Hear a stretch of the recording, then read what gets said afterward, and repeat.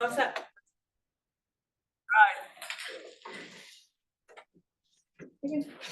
Ready to go. So, we're going to talk about 3 documents because Nicole forced me to talk about all 3. We had a buyer's agency class that was supposed to happen about 2 weeks ago, and for some reason Don couldn't do it. So we want to do that, talk about that because it's required. And then we'll talk about the contract, but also the compensation rider, just kind of like to go over it. Now, obviously, the big thing is the contract. But the other thing I'll remind you of, and I remind every class I ever teach, you only have one job, really, in real estate. The contracts documents are easy. There's nothing to them. There really isn't. I mean, once you get into the rhythm of them, figure them out, you're just filling in blanks. Your one job is lead generation. That's the thing. That's the hardest part about this business. I mean, hell, pardon me. If we all had 20 leads, that were ready to buy or sell, we'd be in good shape, wouldn't we? So you need to generate leads. And I always ask the question, how many leads do you need each week? 100. 100 contact. If you had one good quality lead every week, whether it be buyer or seller, that's 52 transactions a year. You can't handle that anyway, right? I can. Yeah.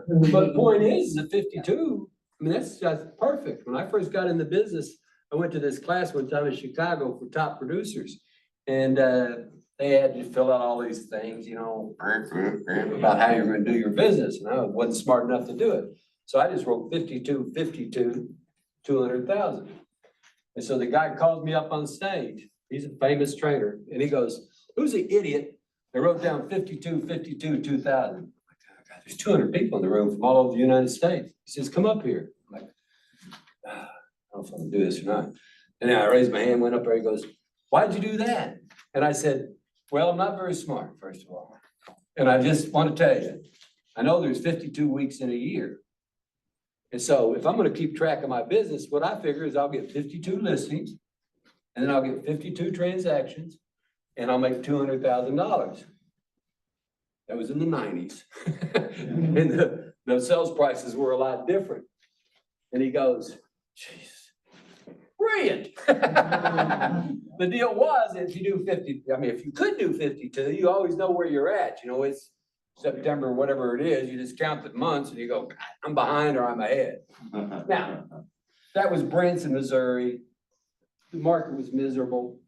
So I could get 52 transactions and still make 200,000, which I thought, I was making more than the president. That's what I told him. I said, president wasn't making 200 back then. I thought, man, I'm doing good here.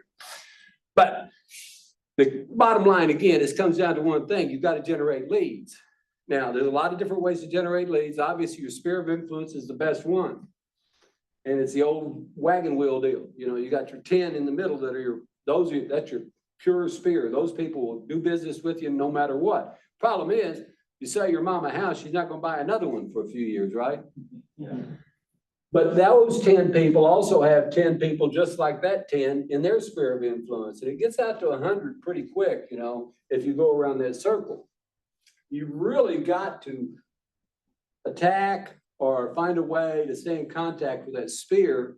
And if you don't have one, let's say you just moved into the area, then you've got to find a way to create one. Because if you move from Wisconsin and your entire family and everybody you grew up with is up there, you're in a different situation. It's going to be tough. You're really going to have to work.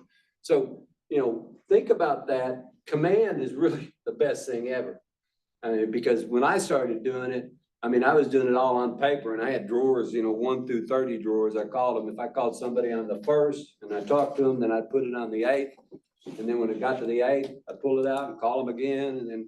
But command does that for you.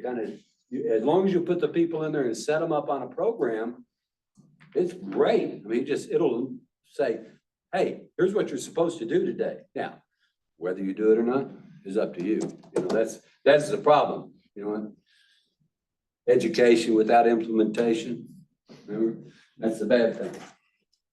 All right, so that's where you're at though. It's lead generation. Worst case scenario, I always tell people, go over to the corner where Cox is, National and Primrose, stand there with your business card. When the cars stop, like the guy, I need money. Yeah. Just knock on the window and hand them a card. I guarantee if you did that one whole 8-hour shift, you'd probably generate a lead. I mean, if it gets bad, keep that in mind. That's one of your options right there, to go over and do that. But there are a lot of different ways, and open houses are good again. They're not great, but the people that are looking are really looking versus 50 people coming in there. Name tags aren't a bad deal. I know a lot of people don't like them. I see you got one. That's a great idea. I mean, you walk into grocery stores, people see you got a name tag on. A lot of times they'll just ask you, like, how's the business? How's real estate? Blah, blah, blah. Is anything selling and clever, or whatever it might be. Church, if you don't go, I worked with Carol Jones. She was a president, CEO, and I was the vice president over at Carol Jones Realtors when they were still existed. And she told me, she said, I want you to join 3 churches. Oh, And the idea was, a lot of people generate a lot of business out of churches. So she said when she first got into business, she was a member of 4 or 5 churches, She'd just kind of switch up where she went. She might go to one on Sunday and one Sunday night, and Wednesday and all of that. I don't suggest that. But it's an idea. Also, if you got kids, all that, if you get an opportunity to sponsor something like a team with your name on the back on a shirt. I used to coach softball teams down in Branson, and I coached, at one time I had 3 fast pitch girls softball teams, and I coached all 3 of them. And I'd always have a parent meeting. When I had the parent meeting, I'd hand out my business card and say, now, if you need something, related to softball, call me. Yeah. It worked out good. That's why I have 52. All right, so we'll start with the buyer's agency or exclusive agency contract. The one big change that came out of the NAR stuff was the fact that we had to have a buyer's agency contract before we show houses. Well, it kind of makes sense, doesn't it? It really does. I mean, if you have an agency contract, then, and you put compensation in there, you may get paid at some point. But I like that a lot better than just dropping everything you've got and running out and showing a house to somebody you don't know. Because it makes you have the conversation. If it's not your listing, if it's your listing, you show it to anybody you want to. So you don't have to have a buyer's agency, right? Okay, just remember that. So if somebody calls you on your listing, no problem. But if they want to see something else, you have to have the conversation with them. It's pretty easy if you have the Missouri broker disclosure form, which is required as part of compliance to get paid. Because on the 3rd paragraph, first line, it says, if you want representation in the state of Missouri, you have to have a signed agreement. It's been there all along, but now it really makes sense. So the buyer's agency agreement, just have the conversation, say, look, it's a requirement. It's a statute now that before we can show you a property or properties, we've got to have this agency agreement in place. And what it does, it says is that I represent you if you enter into a transaction. And I represent you as a fiduciary, which you all went to school, is the highest level of trust under the law. So it's really important. And then the compensation part, we'll get to that in just a minute, but the compensation is there too. So when we enter into the agreement, obviously these are my clients, Kyle Borneman and Caitlin Borman, and it's kind of like, tells you how real estate works. This is the 7th transaction with this family. And these are kids that, when I first started working with the parents, they were still in high school. But you need to put, and you can see here what I've done is both names of full names. And a lot of times you can add on their husband and wife if you want to. But they don't have to be Kyle and Caitlin Borneman. They could be John David Smith and Joe Robert Jones. They don't have to be a married couple for you to represent them, and they don't have to be an individual. They could actually be an LLC or a trust that you're representing as a buyer's agent also. Okay? So don't get confused about that. It's not important that you see their trust documents or their LLC documents or their incorporation documents or anything like that when you're writing the buyer's agency, but it's important that you get the right name here. That's the person who's you're representing or the entity. Okay? And then here, the brokerage, Greater Springfield Realty LLC, or just Keller Williams Realty. You can do it either way. Our official name with the state is Greater Springfield Realty LLC, but you don't have to use that. It's really lengthy, right? Just Keller Williams is fine, or Keller Williams Realty. Act as a sole and exclusive agent as a buyer. In this case, it's residential, but it could be any of those. I don't know what the other would be. It could be, commercial and then you put lease under other. And it could be residential and you put lease, because you can get paid on those too. You just don't get paid as much. And then the period that begins for acquisition by buyer for the period that begins with the effective date of this contract. The effective date is the last signature date. And then ends on this day. And I think when I entered into this, I might have put 30 days. And here's the thing, you can put 1 day if you want to.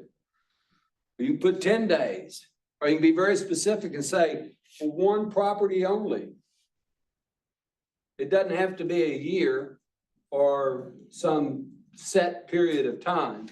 And I figured that if I couldn't sell them something in 30 days, then, you know, we'd extend it or do whatever we had to do. But you have to have a date in there. It has to be an end date. Any contract, that's one of the basics of the contract, basic tenets is that you have to have an end date there. And so that's what we've got right there. That's the agency period.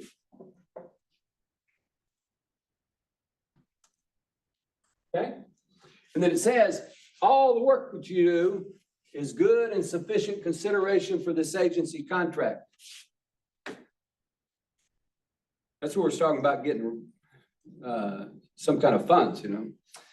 Buyer referral, all inquiries and prospects buyer may receive to the realtor, avoid the possibility of confusion, because if I'm working for you only, then you need to work with me only. Don't go out to other realtors and look for other information. I should be the one that provides that to you. And then the motivating factors, and I marked does, sometimes they're downsizing, upsizing, selling investment property, whatever it might be. But in this case, I just put they're moving because I had to have something there. If you check the box, anytime you check a box, you got to write something. So before I could get paid after this transaction, I had to have in there, what were they doing? Why was I working with them? And in this case, they're moving. If they're under a current exclusive representation agreement, that's a possibility. And if they are, then they need to terminate that before they can enter into another one.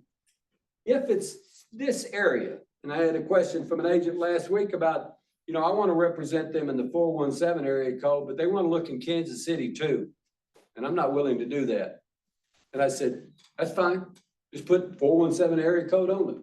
And if they want to go anywhere else, I mean, you could put just the Springfield, Nixa, or Greene, Christian, Webster, if you wanted to, counties. Because another time I had the same question. They wanted to look in Lebanon. The person didn't want to do Lebanon, McLean County, I think, right? But so if they have an agreement, though, they could have two that are out of areas, separate areas. If they explain that to you, that's fine. But I would prefer that they didn't have one. And if they do have one, they'll need to terminate that one before they can enter in the one with me. All right, broker compensation. This is what everybody's all wrapped up about at NAR and the attorneys trying to make money. The amount or rate of broker compensation, including share compensation, isn't set by law. It never has been set by law. This isn't something new. Broker compensation includes real estate commissions and all other fees paid to a broker.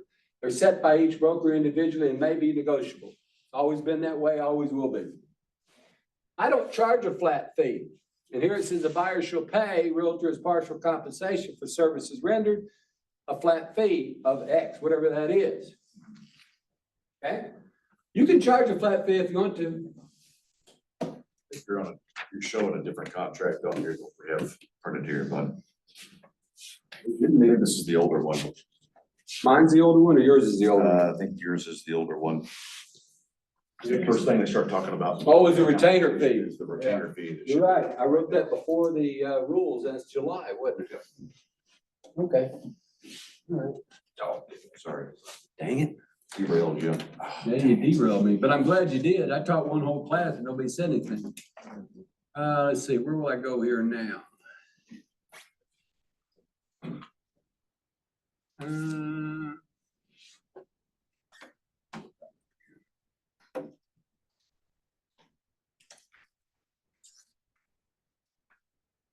Thank you for pointing that out.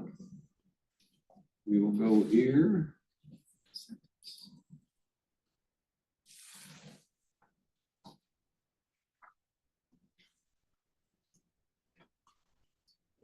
The negative side of this, well, I won't have all my writing in there to show you exactly what I did.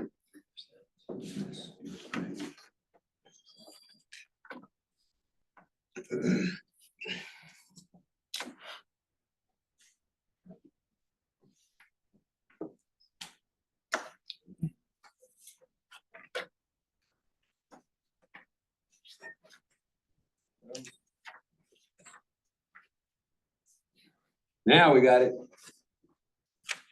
Yeah, I wonder why that wasn't in there. I would have figured it out later on. All right, we're at the same spot again, only now we're to the new contract, which is the one that you guys are all concerned with. Retainer fee.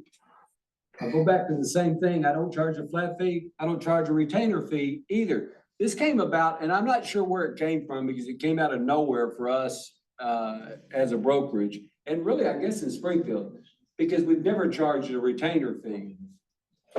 Buyers shall pay realtor the partial compensation in the form of a non-refundable retainer fee in the amount of X for services rendered hereunder regardless of whether the property closes or not. That's a key part of that. So you're working with a buyer, and all of us have, if you've been in the business very long, you've worked with a buyer and you never close anything and you never get paid. And you do a lot of work, trust me.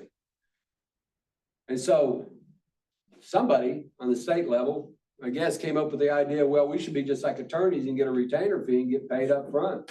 And so if you want to charge that, that's fine. The key is, will it or will not be credited against any other compensation owed for services rendered hereunder in the event the property is required? And then when will it be due? On the effective date means we're sitting down signing this, my retainer fee is $1,000, you cut me a check for $1,000. Okay. So if I decide, hey, Mr. Klein, I've been working with you for 3 months now, we haven't found a house, line 37 is where I would put, hey, after 60 days of showing you houses, if we haven't found anything yet, we're gonna have a retainer fee of this. Yeah, you'd already have the retainer fee in your contract, the amount. And then after that 60th day, you say, just as a reminder, I want to remind you that, you know, we've looked at a dozen properties, let's say. The retainer fees due. And this is to cover compensation, pay compensation to me for the work that I've already done. I got a question for you, Jim. My question is, as far as the retainer fee, and we make the check out to they have to make the check out to the brokerage, how does that work in Command? How would we upload that retainer fee check, you know? On the agency agreement, you'd take the check and you give it to the MCA and they process it. I don't know how they process it. I don't think they take commission out. They don't do a split on it. Right, yeah, that's what I was curious But they about. will take, they still take the KWRI fee until you've done that. What's that called? You know? I forget. I know what it is, but yeah. I forget what it is too, but they would take that. I think it's 3% or something. Yeah. Or something. They would take that. It's just like if you get a flat fee, which goes on down, we'll get to that. It's the same thing. That passes straight through. It's not like a 70-30 split or an 80-20 split or anything like that. It comes straight through and they just take out the KWRI fee, whatever that's called. I think it's 6%, because it's 30 and then 6, right? Yes. Yeah. Until, and it's capped too, it's 3,000. Yeah. Well, Okay, so on the effective date, they cut you a check. Within X number of days, 60 was his example, not a bad idea if you're working with somebody. I showed a lady, I sold her a house in Marshfield, but it was 2 years. Farms, you know, showing farms. Every once a month we go out again. I bet I put a couple thousand miles on my truck, you know. Or other, and then you can put whenever, you know, at termination of this contract. If we write a contract and the contract is not realized, it's never executed by both parties, and I get paid then.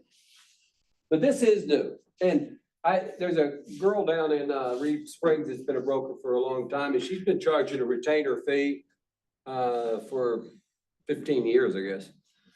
She'll charge them a bunch.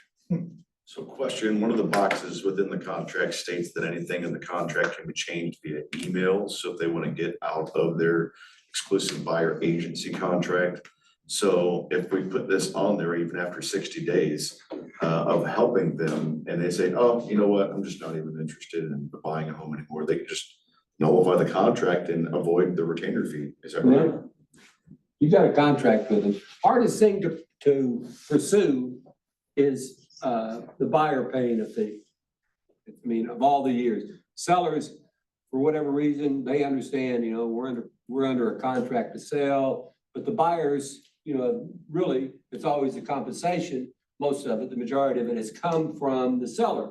And so it's a lot harder to collect. But if you've got a contract with them, it's signed by both parties, it's a legal contract enforceable by law. So if at day 62, they said, you know what, I'm not gonna pay you the retainer, I'm terminating the contract.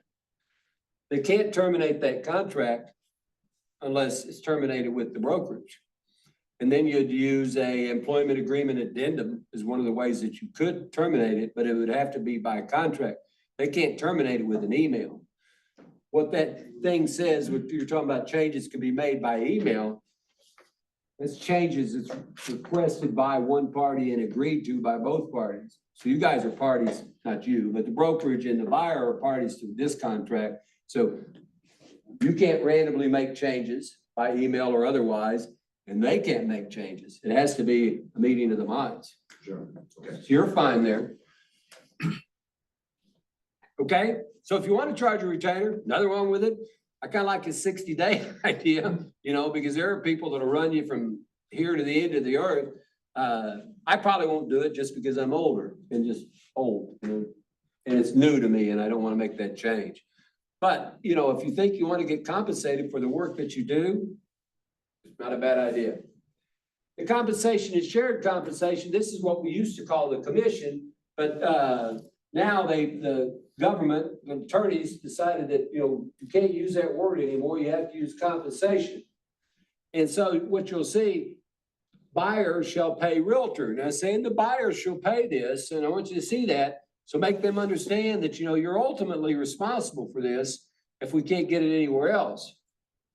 So a fee, you could charge a flat fee, and you see this a ton in commercial properties where somebody was, you know, selling $1 million property and they'll say, you know, commission is typically 30,000, but you know, I only want to pay you 20,000. Is that okay?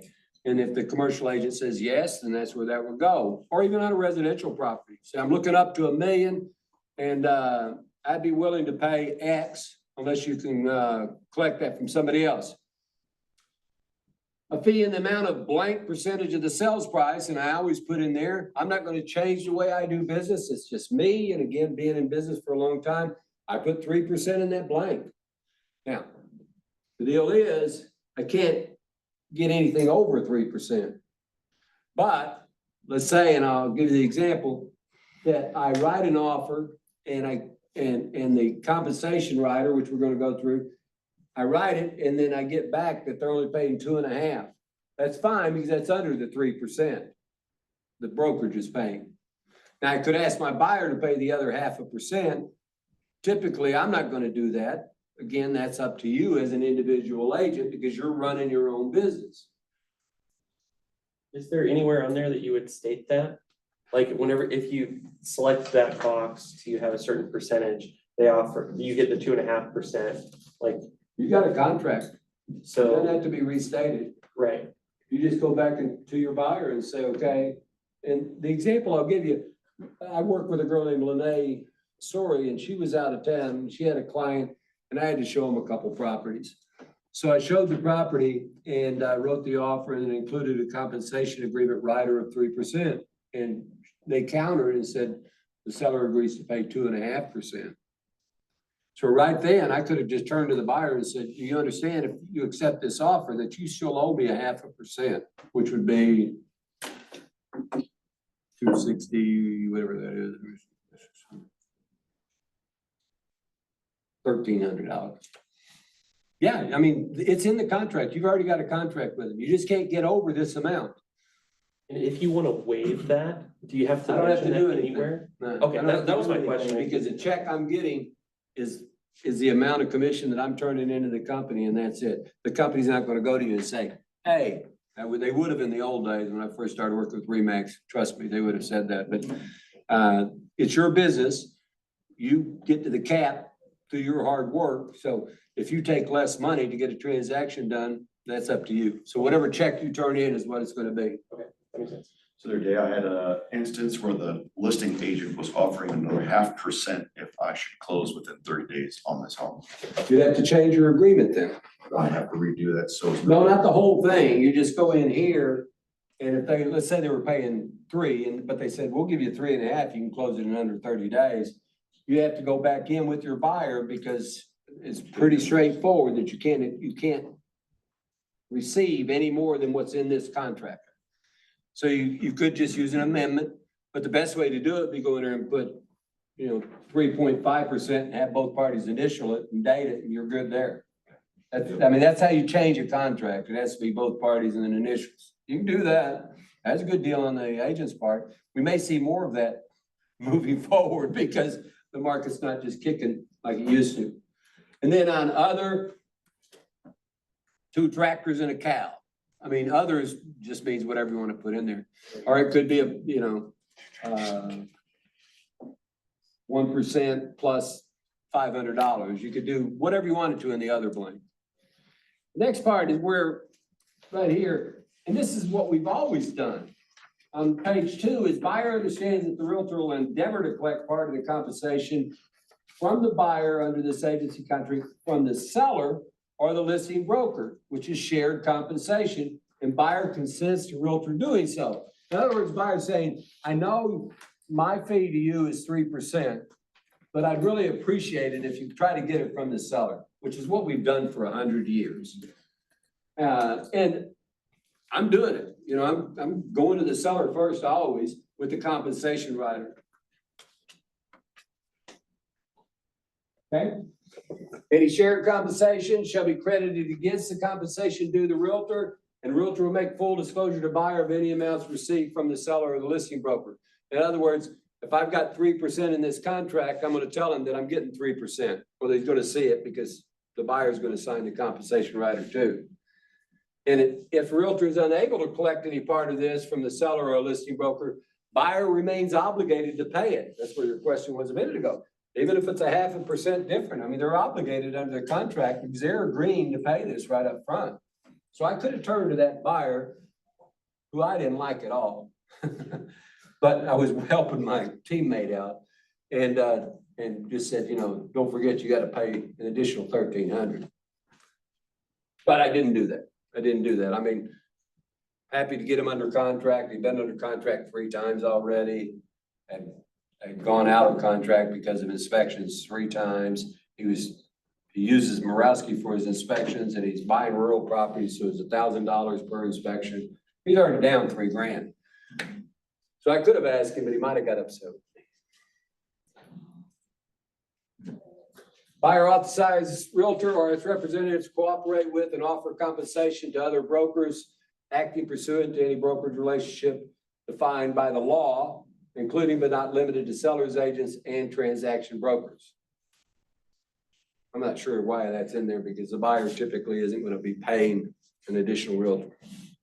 Now, this other compensation is what used to be the flat fee, which was on that first agency contract, which is where a lot of agents have been doing this for years, where they put in here a fee to cover their admin costs. Like if you've got a transaction coordinator or an admin, a girl or guy that works with you to do that, then a lot of people put that in there. And like, I know Janet Parsons at Remax, good friend of mine, worked together for a couple of years in the same company, but she's been charging $495 since 1996 on both sides of the transaction. And that's her flat fee, and that goes straight to her. None of that, the brokerage doesn't get that other than the same thing. We're talking about the KWRI fee. That just goes straight to her. And so she can pay a secretary, an admin, an assistant, a sign writer, marketing person, promotion on a website, whatever it might be, with that fee. And you just have to be able to explain that this is a fee I'm going to charge, you gotta check both boxes, and it's gonna be this, and when is it due and payable? Most of them that I've seen are due and payable at closing, because if you look, if you wanted money up front, you could use a retainer. The thing that caused me concern about this is hear all this stuff that they agreed to and all that, it was supposed to be benefiting the buyer. And now we've got 3 places we're getting compensated where it used to only be 2. So it was kind of like, oh, that doesn't make any sense, but it's still there. So the first one, the retainer, is like an attorney or maybe even a fee you pay your dentist up front. The second one is your compensation, which used to be called commission, which you hopefully the buyer's gonna pay, but if the seller will pay it, we're gonna ask for it there. And this third fee is typically a flat fee that covers other costs. It could be gas. It could be your admin, like I said. And most of the time, it's check the block, check this, and then that flat fee, whatever it is typically due and payable at closing.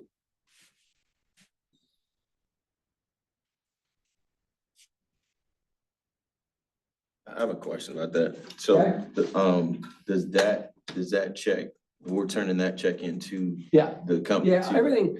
everything has to be made out. It'll come out at closing, so it'll be on the closing statement. Gotcha. And so you'll get a check, commission check, compensation check, and then you'll add this other, it'll be other, or I don't know how they'll do it on the, depending on the title company. It could say, flat fee, it could say whatever, admin fee, I don't know what it will say.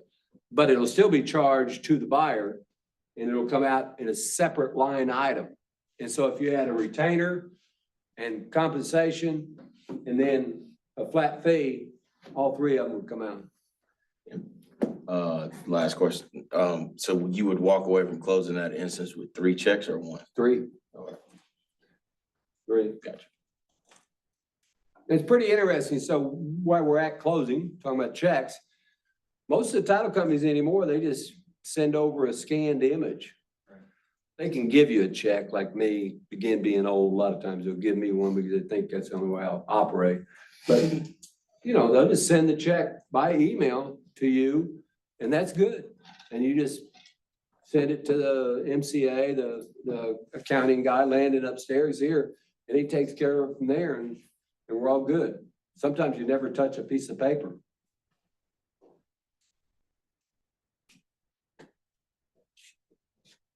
Protection period. This has actually been added.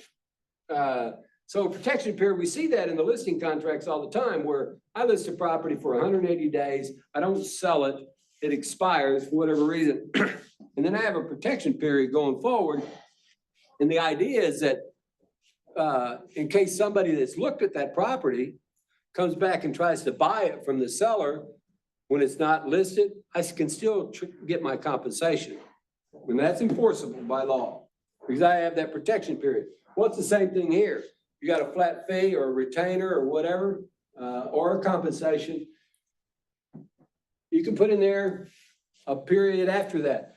So if a buyer gets crossways and, says, I'm gonna go out and I'll pick up another buyer's agent. Well, if they don't use another buyer's agent, but they buy something, they still owe you the compensation. That protection period ends if they enter into a new exclusive buyer agency contract during the protection period. So I'm working with Mike, and after 90 days, it doesn't work out. So I say, you know what, I'm gonna go over here and work with Lene. And so, but he's got a protection period. He thinks he's getting paid. But as soon as I enter that contract, he's not protected anymore. Same thing on the listings, exact same thing. You gotta have a 1-year protection period in there. But if they enter into a new listing contract the next day, then that expires, it's gone. Doesn't expire, it's terminated. Would you recommend that we use that, and if so, for how long? I wish I had my other one up here because, I don't know. To me, if, let's say we got to the end, that other example I was using, July 26, and we didn't find something, we just enter into a new contract, or we go modify this one and add some more days to it. I mean, if you've got a great relationship with your buyer, it shouldn't be a problem. You just enter into a new contract. Yeah, that seems what it's for, is like maybe somebody that you're not really wanting to continue to do business with. Or so they, hold them or they don't accountable. want with you. Yeah. What I used to do, I mean, I never entered into a buyer's agency contract like they're asking us to now. I know when I was working hard, I would tell them, we'd have a consultation, and I'd go through the buyer's agency contract with them. And I'd tell them, I say, here's what we're gonna do. Let's go look at some properties. At the end of the day, if you wanna work with me, or I wanna work with you, we'll enter into this contract. Because, you know, maybe they call and say, I wanna see this house, you know, I can't show it to you unless we enter into a buyer's agency contract. I go show it to them and they're, you know, they're just not people I wanna work with. Or maybe I'm not, you know, I'm not everybody's cup of tea, so if they don't wanna work with me, you know, I get it. And it would be better off just, that's why I said you can enter into it one day, one showing, or for a length of time that you want to. But, no, if we get to the end of it and I haven't sold them a house, if we've got a great relationship, it's not gonna be a problem. I say, you know what? Our contract's ending, we need to extend this to sometime. Then we go back in and we can just change the date, initial and date again, and we're done. We're going forward again. But protection period, that's up to you. But if you've shown them, if you think they're a little squirrely and you've shown them a bunch of properties, you think they're gonna go back and buy that, you know, even if it's a listed property, you're not gonna get compensated. But if you've got this contract, you can enforce it. Problem is, how would you enforce it? I mean, first you could just say, hey, you owe me compensation, $300,000 house, you owe me $9,000. They go, we're not paying you that. And so we've got a contract, and I've got a protection period. Then you'd have to go the attorney route. And that's, might cost you $9,000 to get to the $9,000. So, but again, it's in there because it's a legal issue, or it wouldn't be in there. Non-performance determination. This is, you know, occasionally in the example they give, failure of a contingency or a defect in an owner's title. The owner's title one's the best one. The realtor shall retain the amount of any retainer fee that's due payable, but shall not receive any other compensation because you haven't closed anything. But the retainer fee would still be yours because it says that it's paid whether it closes or not. And the title is the one that is most often that's going to cause that. Now, it could be inspection issues too, but you still have the retainer fee that would be yours, whether it closes or not. And you could, if you were going to collect that at closing, you could collect it right then when it failed to close, or you could just come to an agreement in writing that we're going to extend this until we get to the next one closed.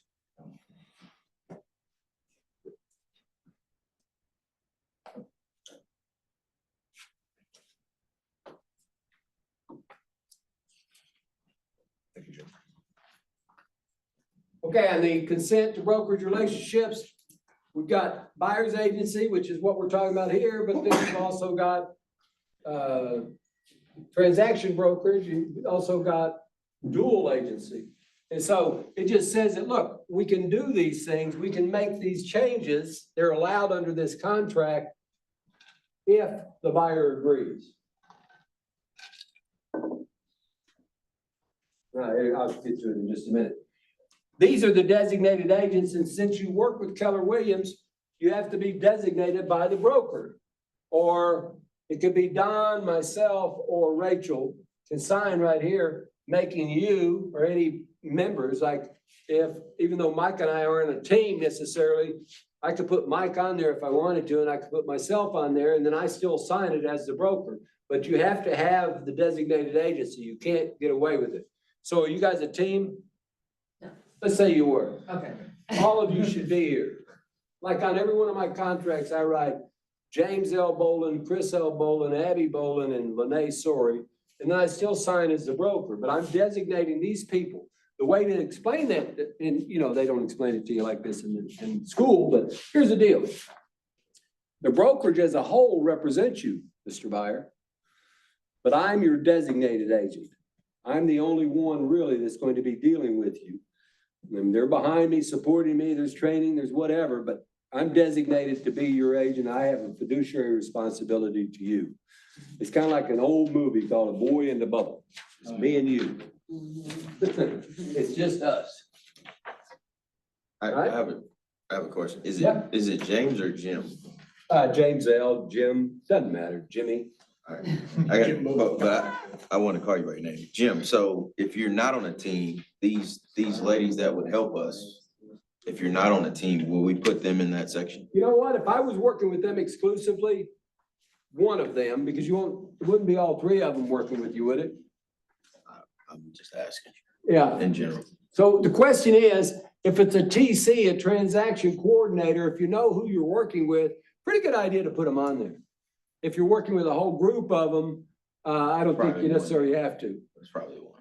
Yeah, if you find out you're working with one consistently, let's say it's Haley Price up there on the Onward, then you put Haley on there. I would, just a bit of safety, because she might end up interacting with your client. And if she does, then she's got to have some legal responsibility to be able to do that. You don't have to, I would say that. One thing I've always wondered, like, since that actually says designated broker on the buyers, you know, like on the MLS, sometimes it says, designated broker is selling agent or, But it says, or something like how are that. they acting? Yeah, yeah. And some say seller's agent and some say designated. I always make mine say You designated. should make yours say designated. Okay, And if you've got a co-broker on there, co-agent yeah. that's working with her, they're a designated broker too. They're Okay. designated. Would that just be if you sold it, like No. if you handled it? Mhm. They're still on there, whether it's one or three of us as co-agents.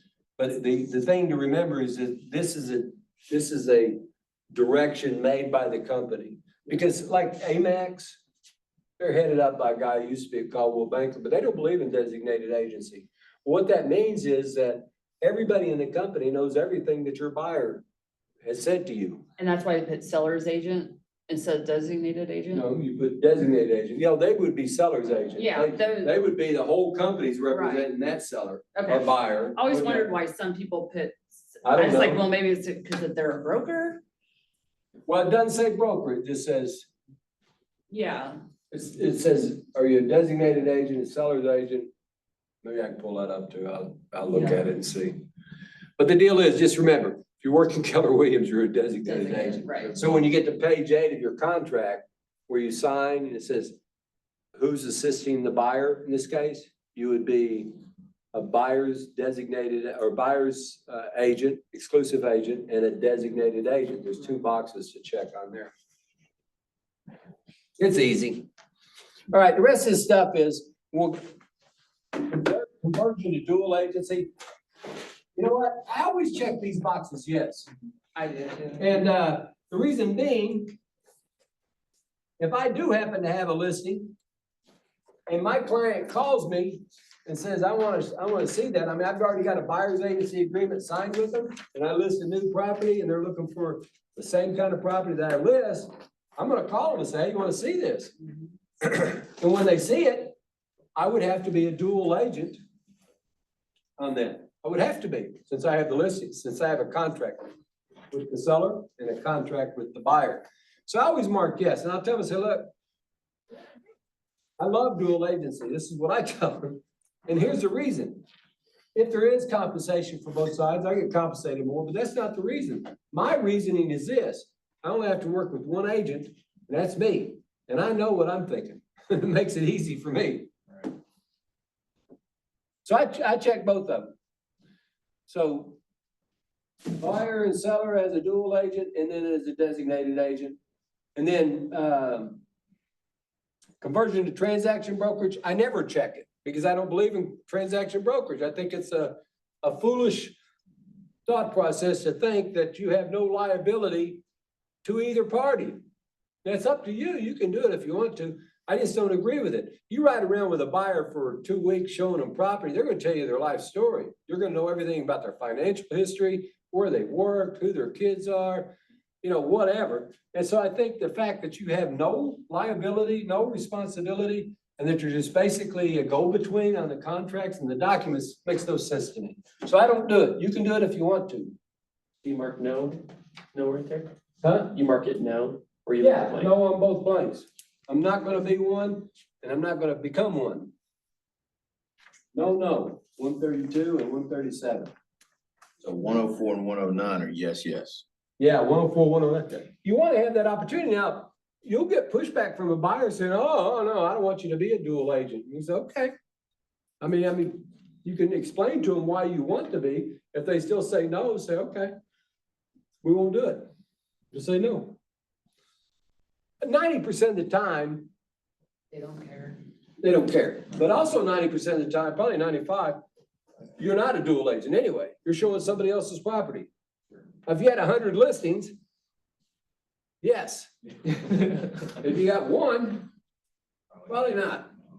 And again, if they call you, so we're a bond buyer's agency, but if they call you and say to you, hey, I want to see your house you just listed over on Walnut Street. Man, that thing looks cool. What's the price? What can you tell me about it? Blah, blah, blah, whatever you want to tell them about it. Say, can you show it to me? Sure, I can. You just go on over there. You don't need a buyer's agency agreement, right? Okay. You get there, you can talk to them about everything. And they say, hey, I want to write an offer. So it's listed at 180, So what do you think I should offer? So I want you to remember that I represent the seller.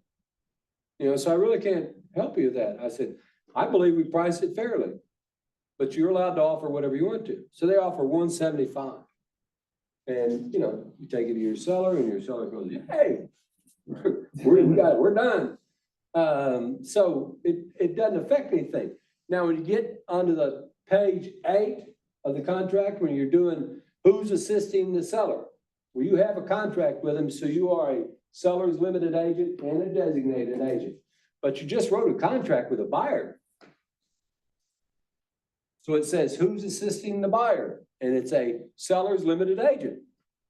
You represent the seller, and you're not a designated agent down there. You're a seller's limited agent. If you mark designated agent, it's kind of going to be a problem. But the point is that just because you write a contract with somebody doesn't mean you represent them with that fiduciary responsibility, because you don't have a contract with them. A lot of agents mess that up. They think if somebody walks in an open house and wants to write an offer, I'm a dual agent. No, you don't know anything about these people, There's a whole different story to that. You've got to establish a relationship, you've got to share some information. There's got to be something going on before you can enter into a contract that creates agency. All right, buyer's obligations to the realtor, pretty straightforward. You're going to work with me during this period. You're going to comply with any requests I make. Who's your lender? Do you have a job? Do you have a down payment? Be available when I need to show you property. That doesn't mean that if I want to show it to you at 10 o'clock and you got a job and you don't get off till 7 o'clock, but you can't just say, you can't never be available. And I got to go to the lake this weekend. You know what? We've got an agreement here. Let me suggest that I show it to you at 8 and you can go to the lake at 9. A consultation, and then consult with the realtor before visiting any new or existing homes for sale. Just don't drop in on listings to see them, Mr. Buyer, because you're doing yourself a disservice. There are agents out there which will try to, and I don't care what you think up there, steal your business. And if they go into a new construction home, some of the builders are really tough. I mean, they'll try to jerk them away just like that, and you don't want that to happen either. Obviously, we're equal opportunity. We just got done with our code of ethics. Everybody took all that, or the CE, so you know all this. And we're on the next page. For properties that construction work performed, the lien rights of persons who perform or work supplied on the materials are affected by the requirements of a state law. Failure by the property owner to post or record a timely notice of intended sale. This is title company stuff. That's not your job, okay? When you go to a title company, you close on a property, you should get basically a lien waiver within the title, okay? And if it's new construction, they will require a lien waiver from the builder when it's being closed. So you got all that done. We don't give legal or professional advice. Don't default. If you default, then, if I have to hire an attorney to try to pursue this commission, I mean, it's gonna be expensive for me. And then probably not gonna do it. We have never pursued a buyer for commission in this company as a company. We never pursued one the 10 years or 12 years that I was at Carroll Jones, never pursued a buyer. Pursued sellers, buyers no. It's only, and the reason I say that, it doesn't mean that you can't. We had one agent here in the company do it on his own, and he eventually won, but he lost $8,000.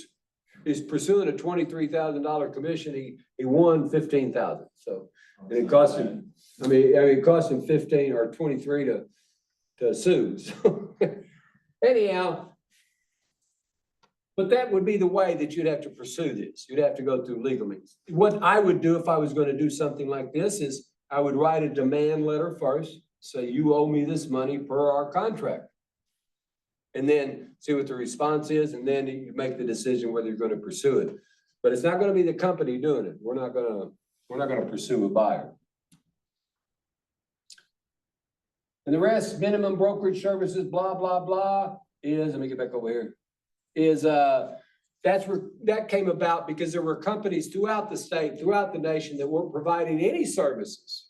You know, they just said, okay, me and you, we're hooked up, buyer's agents agreement, we got it signed. And then they didn't do any work, but then they expect to be compensated if you ever bought a house.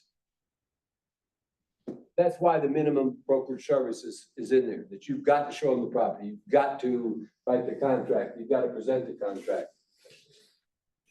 Buyer's agency agreement here. We've got the realtor's printed firm name, which is Keller Williams Realty or some others. And then you sign your name, your email address, your title. If you want to be able to change documents, that's what the gentleman was talking about earlier on 238 through 243. So we've entered into agreement and we agreed 3%, and we've shown 4 or 5 properties, written offers, hadn't been able to get them, but all the compensation is 2%. So the buyer goes back and says, look, man, I'm not gonna be able to pay you an additional 1%. So why don't we just change the contract, our agency contract, to 2%? And you go, yes, no, or whatever. You could do it by email, is what it's saying, but you have to have this filled out too. And it doesn't have to be the broker. Notice it says and or agent that can make these changes. And then here's your buyer. And if you need more documents, if there's more than people, there's an additional signature page that's available through the MR documents to do that. Okay. Fortunately, that took almost an hour. If it was me and I was brand new, is anybody brand new? Okay. I am, well. I tell you what, well, there's 3 of you. When I first got in the business, I worked with Remax down in Branson. It was sad because it was back in the old days. You had faxes and carbon paper and all this stuff.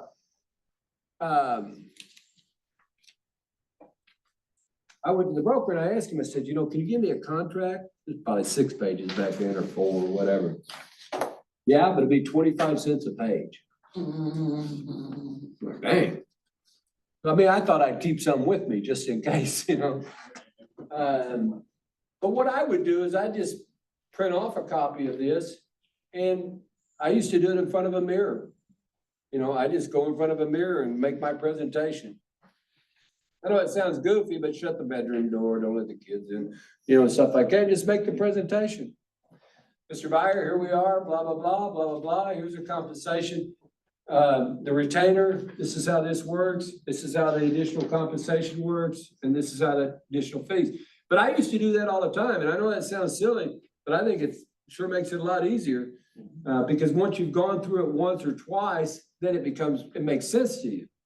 And hell, do it in the car if you want to. It doesn't matter really. But I mean, I think you've got to do it with somebody, either another individual or yourself, a couple of times before you're gonna feel comfortable with it, because they're gonna ask you questions. They're gonna say, what is that? Why is there 3 fees on there? You go, well, the great thing about it is I'm not charging you a retainer or a flat fee. I'm just charging the compensation. And I'm gonna try to collect that from the seller or from the, other brokerage. But the other 2, I'm not gonna charge you. Or, well, the retainer fee is if we don't ever close something, I still get some kind of compensation for driving you around for 2 years.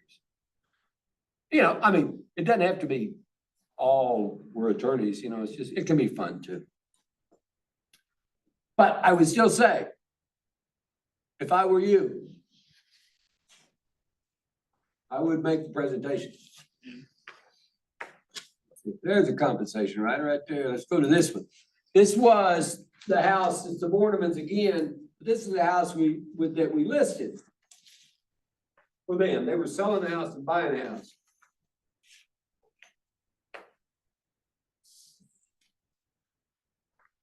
Let's start with note.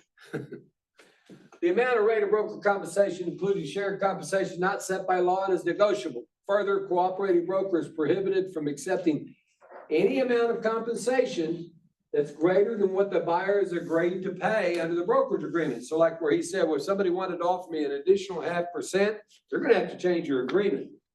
Because if the MREC saw that you got 3.5 and you were supposed to get 3, you're gonna be in trouble. All right, so the writers attached to this contract is 2125 East Shady Glen. And the undersigned buyer, seller, listing broker, and cooperating broker collectively, the parties agree as follows, said, look, the agent had already called me because this is our listing. It said, are you offering compensation? So when I sat down with my clients, the Bornemans, I said, look, here's what I think we can get for this house. And they were shocked because we got, you know, he thought bring 325, we got 375. I said, here's a CMA. I think we can get 375 for it. And I said, got down to compensation. I said, I charge 6%. Now, 90% of the time that's gonna be split with another brokerage or broker. So we're gonna pay that broker 3%. So I'll get 3, they'll get 3. It'll be split evenly. Okay? And he said, okay, next page. You know, I haven't changed my presentation at all. And if they say, well, I thought it was negotiable, and I say, it is negotiable, but for me to make a living and for me to represent your property properly and do a great job, and then for the buyer who may have to show 20, 30 homes, be compensated fairly, I believe this is fair. And, you know, I think this is equitable. And then they can go, well, I'm only paying 4, and then you gotta, you know, you're gonna have to go to work. Do you have a fear? I used to sell life insurance when I first graduated from college. And they used to always teach us to sell the fear factor. Do you have a fear factor kind of present, like? Well, yeah. For the neglecting part. No, So I like when they agree. start neglecting, One of the things you can tell them is that, look, everybody's training's the same, and they're gonna be calling me to see if there's compensation available. And if you're not offering any compensation, I would think because of human nature, there's a chance you're gonna get less showings. And that's true. You know, if you call 3 people, your client says, you signed a buyer's agency and you know exactly what they want, there's 3 properties you think meet their criteria. You contact that agent and you say, hey, you know what, I want to show your property, or I'm considering showing your property, is there compensation available? And they say 0. And the other 2 are offering 3. So you go back to your client and say, look, I just want to make you aware of the fact that this one, the first one that you wanted to see, is not offering any shared compensation. So if we can't get any shared compensation from the seller or from the other brokerage, then you would be responsible for the 3%. Are you okay with that? And a lot of times they're gonna go, hell no. Yeah, exactly. You know, I can't come up with, like, you know, you're selling a $200,000 house or a $150,000 house or $300,000, it doesn't matter. A lot of people don't have that extra cash. You know, they worked hard to get to where they can buy this house with this amount of money and still have some money left to live on. And so they don't have that extra money. You take something like a USDA buyer who's getting 100% loan, they don't have another $4,500 in their pocket to put down for compensation to me. So I haven't changed anything with any of my clients.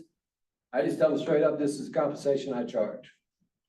I had a lady call me the other day, I've been out to her house twice, I've sold her family 3 properties and she's older now. And she said, I want to sell it for X, which is 100,000 too high, number one. And then number two, she said, but I've got another guy who'll do it for 5%. And I said, I think you ought to go with him. Number one, is $100,000 too high. And then number two, I'm not taking 5%. Because I'm gonna have to tell Mike when he calls me that we're only offering 2%. And he's gonna go, well, Boo. all right, maybe I'll show it, maybe I won't. I mean, I don't know about that, whether they will or not, but I know that agents, human nature says that they're gonna try to get compensated for the amount that they've got in their buyer's agency agreement. And then human nature also says that that buyer, maybe just fact, says that they may not have the additional money to pay you any additional compensation.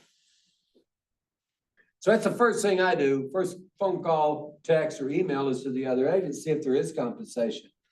But the fear is on a listing, if you offer less compensation or no compensation to a buyer's agent, that you may, the buyer's agent or the buyer could say, look, I want to see it because I don't have any additional money. If you can't get it from the seller, then, I probably won't be looking at that house. So that's that fear factor, and it exists, it's real.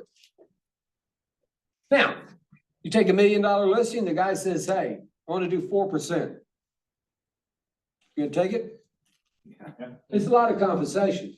Now, there will be other $1 million ones that have 3% compensation for the buyer's agent. Maybe they got 3.5, but still, that's a lot of compensation. A lot of people aren't gonna turn their head on that and go, no, I'm not taking that.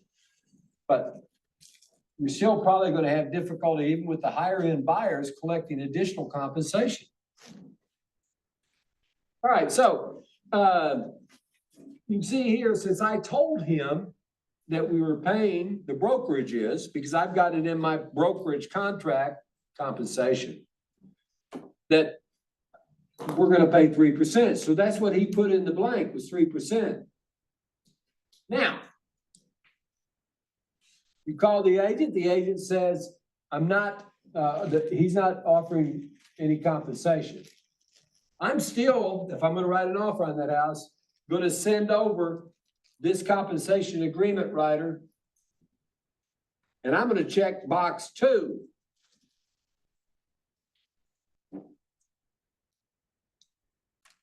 And I'm gonna say, Mr. Seller, here's a strong offer with a qualified buyer. We're gonna close in your time frame. We're meeting all your terms and conditions, but I want you to pay me 3% at closing.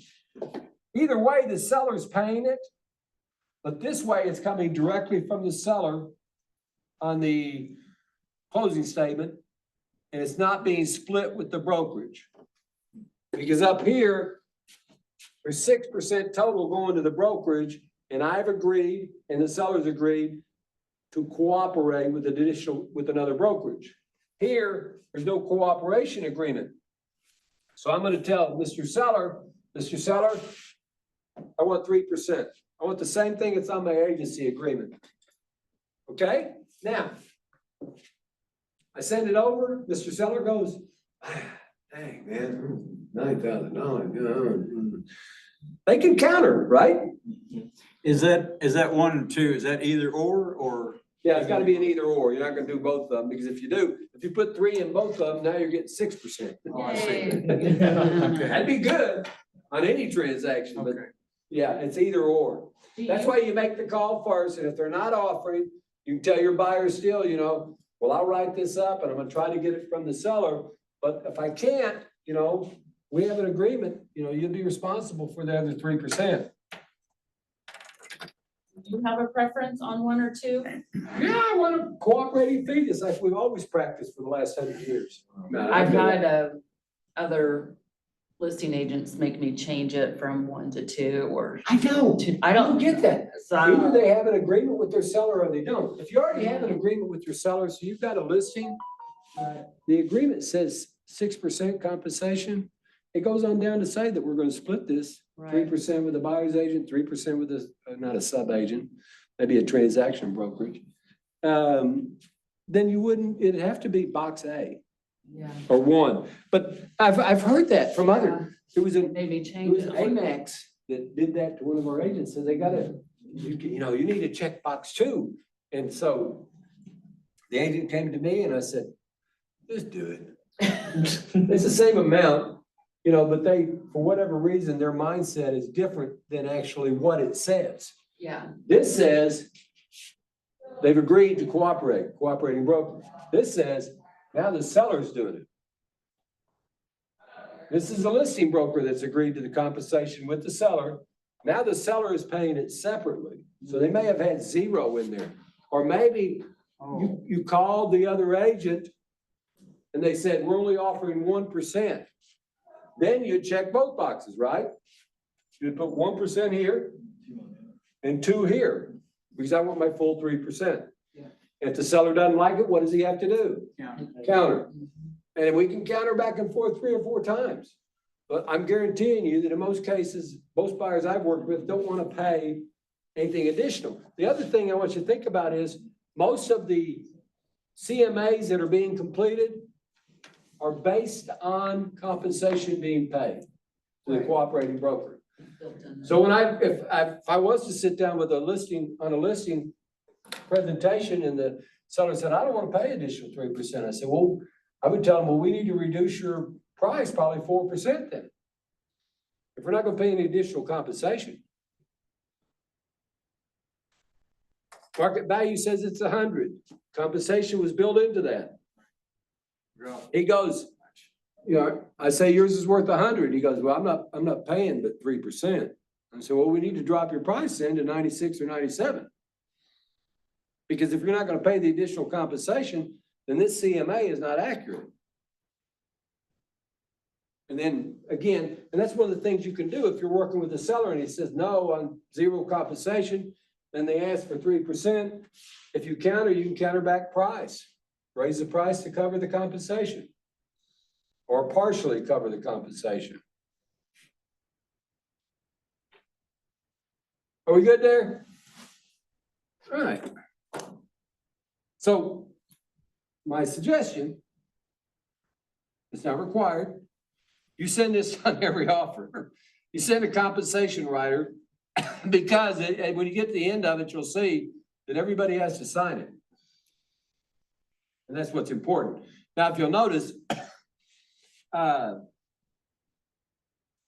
we get down here to where you sign, it's just Keller Williams Realty. It's not me. Everybody's, not everybody.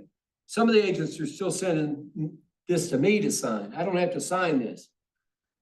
It can be signed by the agent. So you see in this case, Lene Sori, who's that girl I work with, and then EA Group by Austin Styles signed over there. That's not me, which is, I don't have to sign it. And then below that, you'll notice that the buyers and the sellers both sign this. So they're agreeing who's paying the compensation, how everybody's being compensated. But the broker doesn't have to sign it. Jim Bolin doesn't have to, Don doesn't have to, Rachel doesn't have to. I like the document. I mean, if we're gonna have to go through what we're going through, I wanna know what I'm getting compensated, don't you? Like I said, when I made that offer up in Buffalo, they countered, and on the counter, they said the compensation being offered by the seller is 2.5%. And like I said, you can either pursue it or not. I chose not to pursue it because I just wanted to, you know, get this guy under contract after this is the 4th one. It's not closed yet. We'll see. I'll go in here.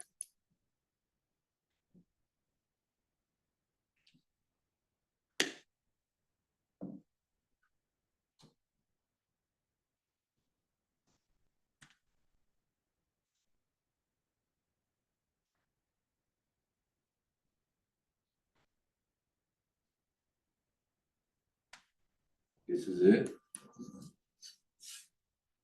Residential self-government, this may be, let's see if this one has changed. Oh yeah, okay, we got the right one. All right, so we're gonna try to get this done in 50 minutes, I think we can. So the residential sale contract, so we've gone through the buyer's agency, which means, hey, I generated a lead, the lead turned into a buyer, potential buyer. I met with them, we had a consultation, I discussed agency and what we were gonna be doing. They signed a buyer's agency contract, and now we're ready to write a contract. We found a house that works. We're going to prepare a compensation writer, or we've already got it prepared, because we've talked to the other agent, we know what we're being offered. And let's just assume in this case, we're getting the 3%, so we're checking box one, but we're still sending it, because we want confirmation, right? I know I'm getting paid if I have to go through this work. Now we go back to the residential sale contract, and it's the same thing, buyer, seller, whatever it might be. It could be a husband and wife, which it is in this case, but it could be two individuals buying a house, or 3 or 4 or 9 or whatever it might be, or it could be a trust, or it could be an LLC. The thing to remember, let's say it's the Kelby Lane Incorporated, which is my corporation. I can put that as the buyer, but when it gets down to signatures, I have to sign it. There has to be somebody in blood signing. Right? Somebody who has blood running through their veins has to sign it. It can't be Kelby Lane Incorporated or the fastflippers.com or anything like that. It's gotta be a person, an individual. That person or individual has to be named in their incorporation documents or trust as a signee. So when somebody says, I'm gonna buy this through my trust, or I'm gonna sell it through my trust, just say, make sure that we can get a copy of your trust documents for the title company. Because you wanna make sure who can sign. Every once in a while, you'll find out that I said I could sign, but I also have to have my wife sign. Title company will figure that out if they get the copy of the documents. All right, and you see here, we put the property in here, and it's really key. I like to write out east rather than E. Daisy Falls, it's a drive, not an avenue, not a circle, not a boulevard, it's drive. Nixa, Missouri, Christian County. Up here on municipality, we don't have many of those in our area. This would be more like St. Louis with Chesterfield or Ladue and places like that, right? If you're familiar with the St. Louis area. We don't have that. Now, if you write the offer and then the other company sends it back and says, you gotta put Nixa here, just do it. Just go ahead, it's all right. They're dumb, it's okay. We're not gonna use a legal description in most cases unless it's a property that has a meets and bounds description or a survey. If you have a meets and bounds description that's provided with the listing or a survey, check the box. Buyer's initial, seller's initial. If it's a raw piece of land that's being broken off for another piece of land, you better get a survey because there's no legal description for that property. So you got 20 acres, you went to Greene County, they're gonna let you do a minor subdivision of 10 and 2 5s. You're selling one of the 5s, you need to have a survey. They won't let you divide it anyway as you do. But a lot of these old farmers say, I'm gonna split off this 20 over here. That 20 could be 14, 27, whatever. So really you should get a survey. Purchase price in this case, $449. I think we were listed at $459. It'd been reduced from $469, I think. And again, buyer asked me, I represent him. I said, look, these people, unfortunately, the father was the AD at MSU and had to move, whatever, either resign or got encouraged to move, the athletic director. So he got a job in Western Kentucky. This is his daughter and son-in-law, and he's a coach too. And so he needed to move too. They'd already had it under contract, but it had fallen through. You don't want to take advantage of somebody at the same time, though you're trying to get a reduction in price if you can for your buyer. It's still a huge purchase. So rather than write the $459, we wrote $449 because we were coming in as cash buyers basically on the HELOC. So, you don't have to worry about any of this contingency for financing or anything. So we're making a lower offer. I bet we could have made a lower offer. Now that after we got into a little bit, I think we could have got it probably for a little less. But at the time, it seemed like a fair deal. Seller concessions. Listen, if a FHA buyer, a USDA buyer, a VA buyer or any buyer wants concessions, it's probably because they don't have tons of cash sitting out there. And if you've looked at, when you do get a chance to look at some of these loan documents, you cannot believe, I mean, we charge commission right up front. Man, these loan documents, they got a list of things this long that are being charged, origination fees and email fees and whatever. I mean, they got a long list there and it adds up pretty quick. On a purchase like this, I bet it's 9 or 10,000 from the lender, if there was. In this case, the lender's not on this side of it because it's a HELOC, like I said, so the cash is already there. But, so if somebody asks for that and your seller goes, what the, why am I paying concessions? Probably because they need them, you know, especially on FHA or VA or something like that. You take a first-time home buyer and they're $150,000 house, got to pay 3.5%, which is right at 6,000, right? Somewhere in there, okay? They've got 6,000. They've worked hard. They've saved that money. And now they need to offset some of the lender fees. And the lender fees are going to be about 6,000 too. And so if they ask for 6,000, explain it to the seller, and if he balks, go, look, why don't we counter back this? Here's what I always try to do, try to get my seller to do. If it's 150 and they're asking for 6,000, we'll counter back at 153 and we'll basically split those concessions. Okay?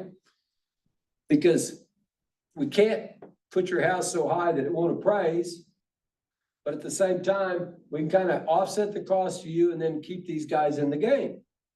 You know, they can't afford 6,000, but maybe if we raise it 3,000, they can finance that additional amount and it won't raise their cost too much, but at the same time, we'll get this thing done. Done that a lot. A lot of people just go, no, I want the whole 6,000. Well, you got to worry about appraisal again. And that's the worst thing ever. You get 30 days into a contract, that property doesn't appraise. All right, so that's what seller concessions are. Typically, they're applied to loan costs, origination fees, etc. They could be applied to commissions, but I like it the other way where I'm getting the compensation up here. Earnest money. You see we didn't put any down. Your screen's going out. It did? Why? I'm not sure. Timed out. I didn't time out for it. Your screen sharing. Why did it time out? Huh? There's a passcode on that side, and looks like a privacy agreement on the other side. Center. Not me. Way down there.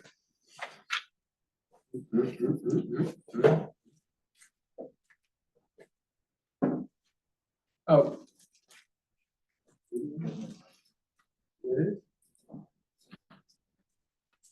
Oh, don't want that. I put my head on the screen.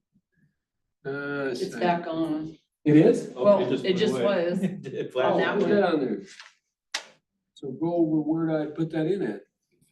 Right here? I don't see any place to put it in. There? Hunter, do you want to go there and see if you can help Jim? Can you fix this? See. Now I do have a flat fee of $500. Flat fee. Give you a flat fee.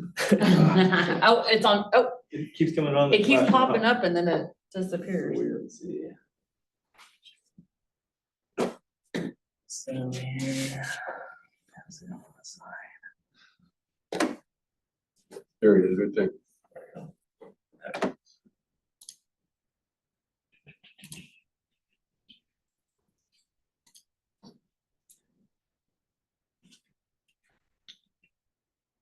Should be going.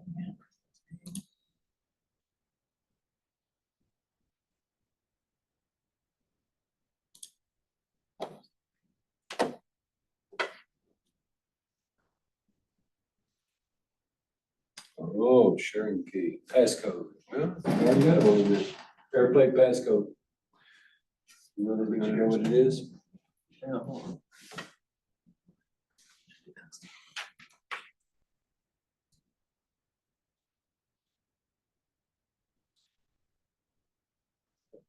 Passcode. think it's on the other screen.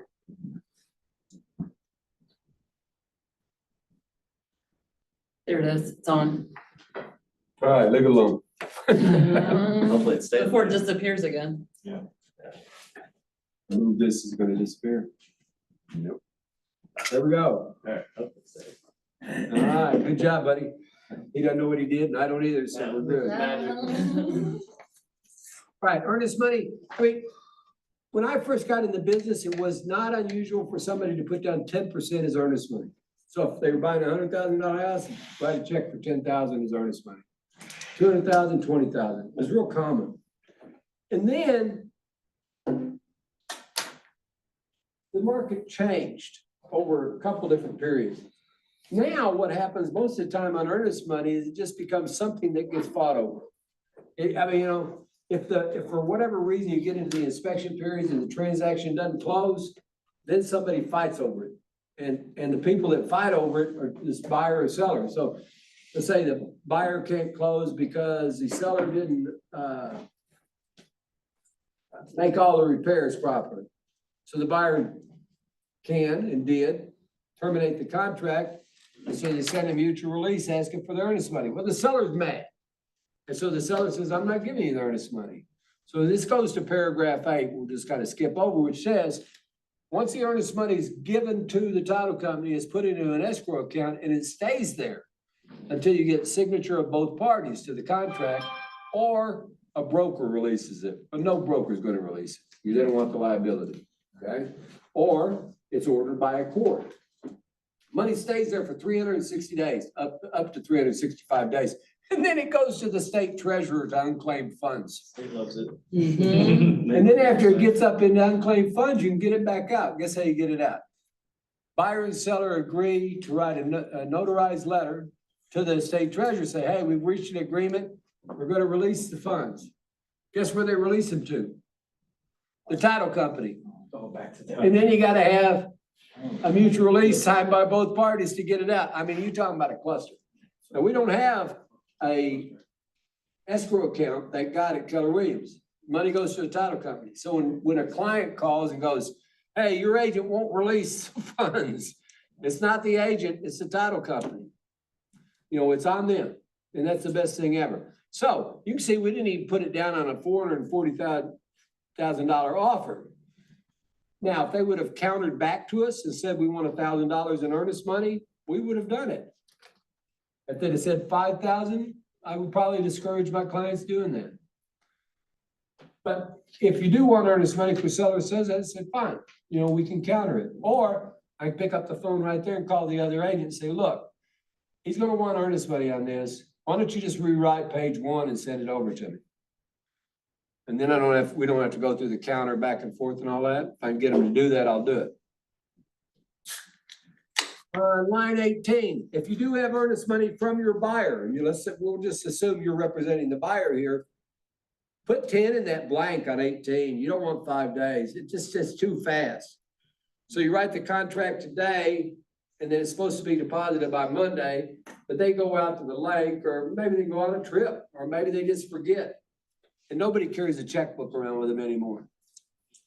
So 10 days for that. And then part of your job as a buyer's agent is to remind them constantly, hey, you need to get that money to the title company. Most of the title companies now will accept funds by electronic means. We've never had that until this last 12 months.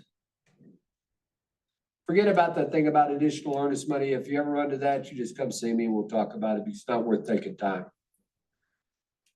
Closing. This is the first time we set up. Who are we going to close with?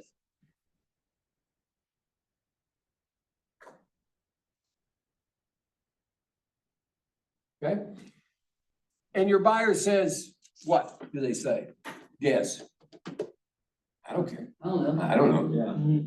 They don't even know what happens at a title company. They don't have a clue. We do because we want a third party to be in between us and the transaction.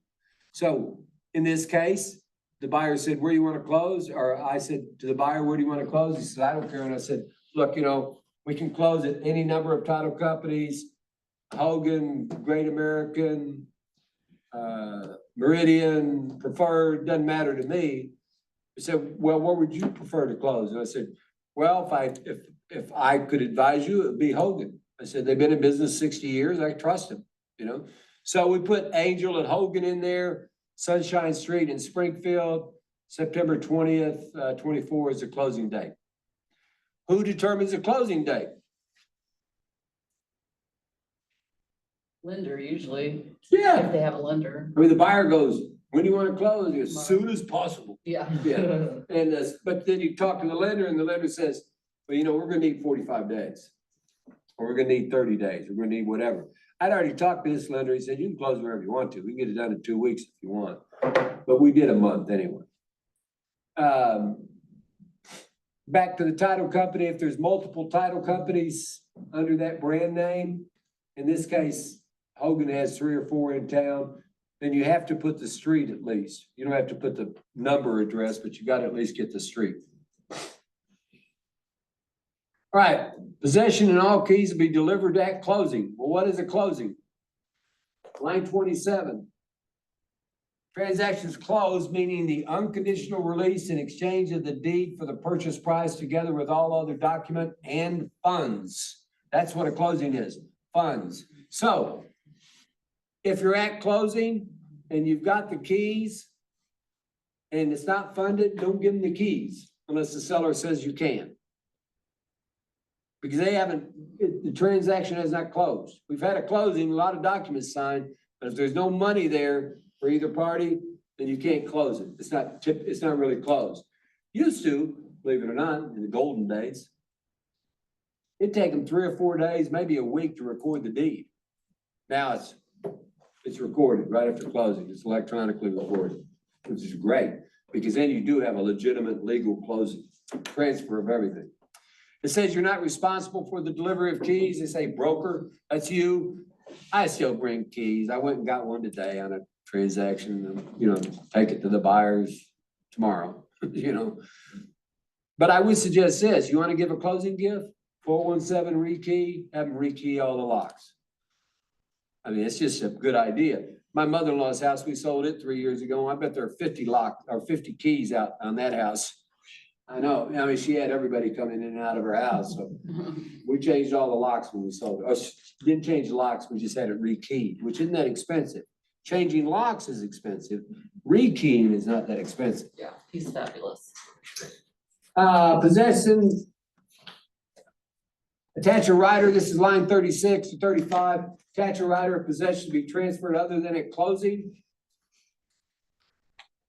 One's a residential lease, if there's one in place. Possession by buyer prior to closing, really don't like that. Possession by seller after closing, really don't like that. If I buy the house, I want the house. And then the other one is limited purpose entry by buyer prior to closing. I really like that one. Here's the reason. You got a vacant house, right? You write the contract, it's vacant, or they move out the next day, whatever, but it's vacant. And your seller's trying to move everything in one day after they close their house. Wouldn't it be better if you could just have access to the garage, just to put the boxes in? Because, you know, if you're gonna move, you start packing a month before. You got all these boxes. And man, if you could just move those over to the garage, and then the movers come in, whether it's professional or all of your family, and all the big stuff goes out, you can do that in one day. Couches, chairs, beds, mattress, all that stuff. But you got all this other stuff, you know? And so I was talking to an agent when I walked in today about that, you know? Ask them for possession prior to closing, but for limited purpose entry. You just want the garage. You just want to be able to put all your stuff in the garage that you can get in there. You won't touch the inside of the house, but you want to be able to get in there early to put that stuff in there. I love that document. If you ever sell a farm, you better use that document. Because you can't move 50 cows in one day. And you can't move 10 trailers and a tractor and a combine and gates and just all the stuff that you move when you move on a farm or a commercial property. But either way, same thing. I mean, I always use a limited purpose entry, and if I can, we'll get a pasture for the cows or pigs or chickens or whatever they're moving over. And, you know, can they pack their trailers out here? Yes, you know, farmers are typically pretty good about that. On 38 through 41, the property's supposed to be vacant at the time of closing unless you've got a rider. But I want you to see, it needs to be in its present condition, together with any improvements required by the contract. Ordinary wear and tear accepted. And free of any debris or personal property. But what doesn't it say in that sentence? Clean. Oh, yeah. It doesn't say that. They just call me all the time, you know, they didn't clean the house. No. You don't have to, but you don't want to leave trash, things hanging in the closet, or anything like that. You know, all that needs to go. If it's not gone, you get on the horn to the agent really quick and you go, hey, you know, you've got black plastic bags, whether they're trash or not, they're still clothes in the closet, toys are in the backyard, and the garage has got stuff in it. This is all personal property. Per the contract, it needs to be removed prior to closing. How do you want me to handle this? Are you gonna do this yourself, or should I call somebody and then the sellers pay for it? Yeah. But just get it done right then. Don't wait on it. Now, as far as clean, I've swept floors, cleaned toilets, wiped off counters. I've done all that. You know, it's stuff that you think if you ever had another job, you'd never do for somebody else. But you don't want somebody walking into a $100,000 house or a $500,000 house where it's nasty, you know? So I've done it myself or paid other people if I couldn't do it. Inclusions or exclusions, we're on page 2. This will get you in trouble really quick. And you want to be sure that you go through this just generally with your client. This is why I say you practice, you know, before you do these things. Property includes, but it's not limited to, because there could be other things. All the following, any which are now located on the property. They're there already. If they're in this list and they're included, doesn't mean all of these things are there. It just means that they could be. But this contract is the 4 corners of the contract, and not a disclosure, not the MLS, not any promotional or marketing material provides for what's included in the sale. So if you see, you know, you go through the pictures, they got a big French style refrigerator, double door, all pretty fancy with all that. It ain't going. Right? If you want that refrigerator, you need to include it in the second here. Propane tanks, you better find out whether they're leased or owned. If they're owned, they should stay with the property. If they're leased, they'll stay with the property, but you don't own it. Just you need to make that clear. Keys and remote entry controls, if they're attached, they stay. You know, the little push button deals on the doors. TV mounts and attached antennas. We've done that for a long time. Contract changed a few years back because people would take the TVs and the mounts and leave a big hole in the wall. Or if there wasn't a hole, they'd try to fix it. Can't ever do it. You know what I mean? You'd have to paint the whole wall and do drywall and everything.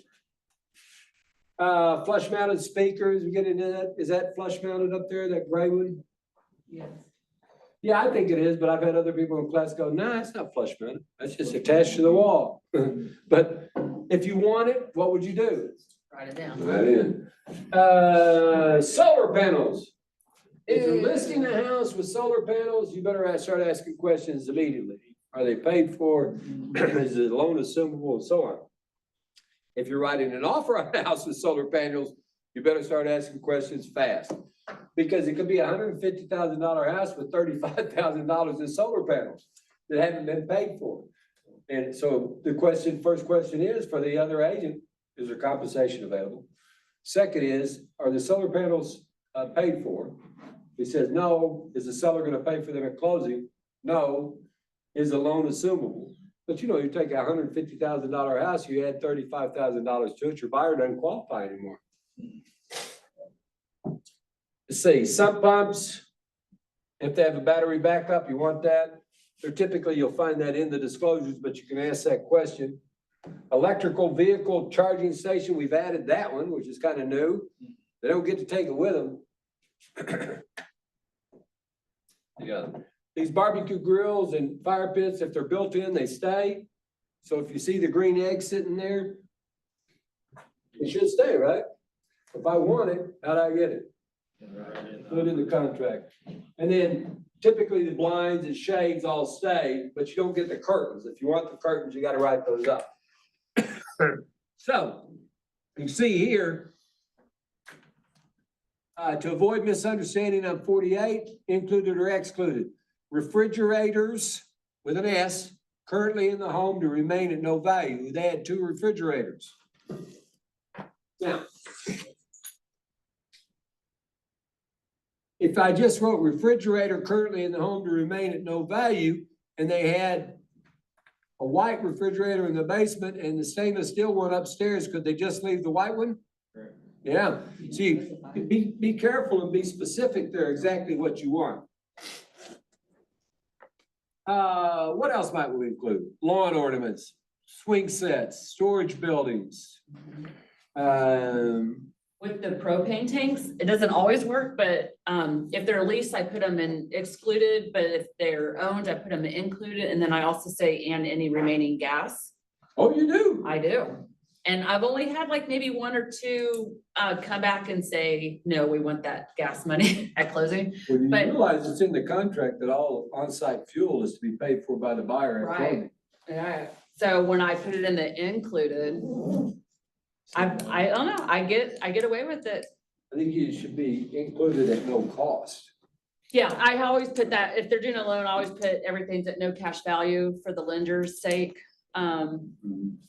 But yeah, I get away with that a lot. I've never tried that one. Yeah, it's fun. You gotta have propane. If you have a propane furnace, you gotta have the propane to run it, so that's why you pay for it. You know, you're just like buying electricity in Right. advance. Right, then on excluded, you can see they have desk and shelving in lower level office on this one to be removed prior to closing. And they had a big wooden desk and all that. These people are, you know, they're younger and they're into glass tops and all that stuff. And so they didn't want any of that, so they just had to remove it prior to closing, which is fine. But you have to ask, or who would have been removing it? Me, probably, you know? Yeah. Been down there with a contractor trying to move it at my age, bad idea, bad idea. But anything else, again, we go back to all those things that we included, we can exclude. The swing set, we don't want it, it's broken down. The shed, it's one of those metal ones and it's leaning, I don't want that shed if it's portable. It's on a permanent foundation, it stays. The lawn ornaments, whatever it might be. If we don't want it, we need to make sure that we write it in there. And then we want to be clear what we're including. Stainless steel refrigerator in the kitchen, washer and dryer in the laundry room. And we want to be clear what we're excluding. And then like right here, on some of the farm properties, I'm gonna put right there, even though it says it in the contract on page 1, all trash and debris to be removed from the farm prior to closing, specifically piled by the barn, by the red outbuilding, In the tree line. Down in the tree line, Yeah. the car body.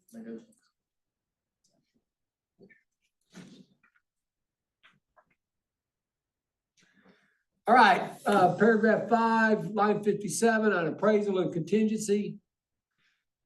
It's either contingent on the sale of one or it's not contingent on the sale of one. So in this case, in this contract up here, it's not contingent. But if it is contingent on the sale, is it contingent on the sale, meaning it's not under contract, or is it contingent on the closing? If it's contingent on the closing, that's a pretty good offer, especially if they're past the inspection period. If it's contingent on the sale, I got a bunch of questions, don't you? Is it listed? You know, how long has it been listed? You know, what kind of activity have you had? Is it priced comparably to other houses in the neighborhood? You know, how do you feel about it? I mean, we've got one little one listed up on the north side right now. We've had 3 showings in 10 days. That's not very many for a $140,000 house that's been remodeled. Just a different market, but you know what I mean? So if that person that owned that house wrote an offer on something else and they said, how's the activity been? I tell them, not very good. I mean, you have to be honest, right? But you need to ask all those questions. So if it is contingent on the sale and or the closing, you're going to check that box. If you check that box, then you must include the correct rider. Okay?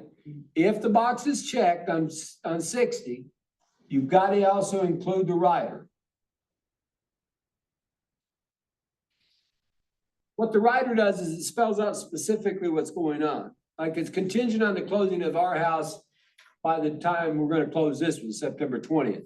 Or it's contingent on the sale of our house, which is not under contract yet, but we're gonna close it by a certain date. Now, if you use one of those, and I'm probably going too far for news people, but you're probably gonna ask for 60 days at least, because if you don't have it under contract yet, it's not gonna sell that quickly. It could, but it might not close that quickly.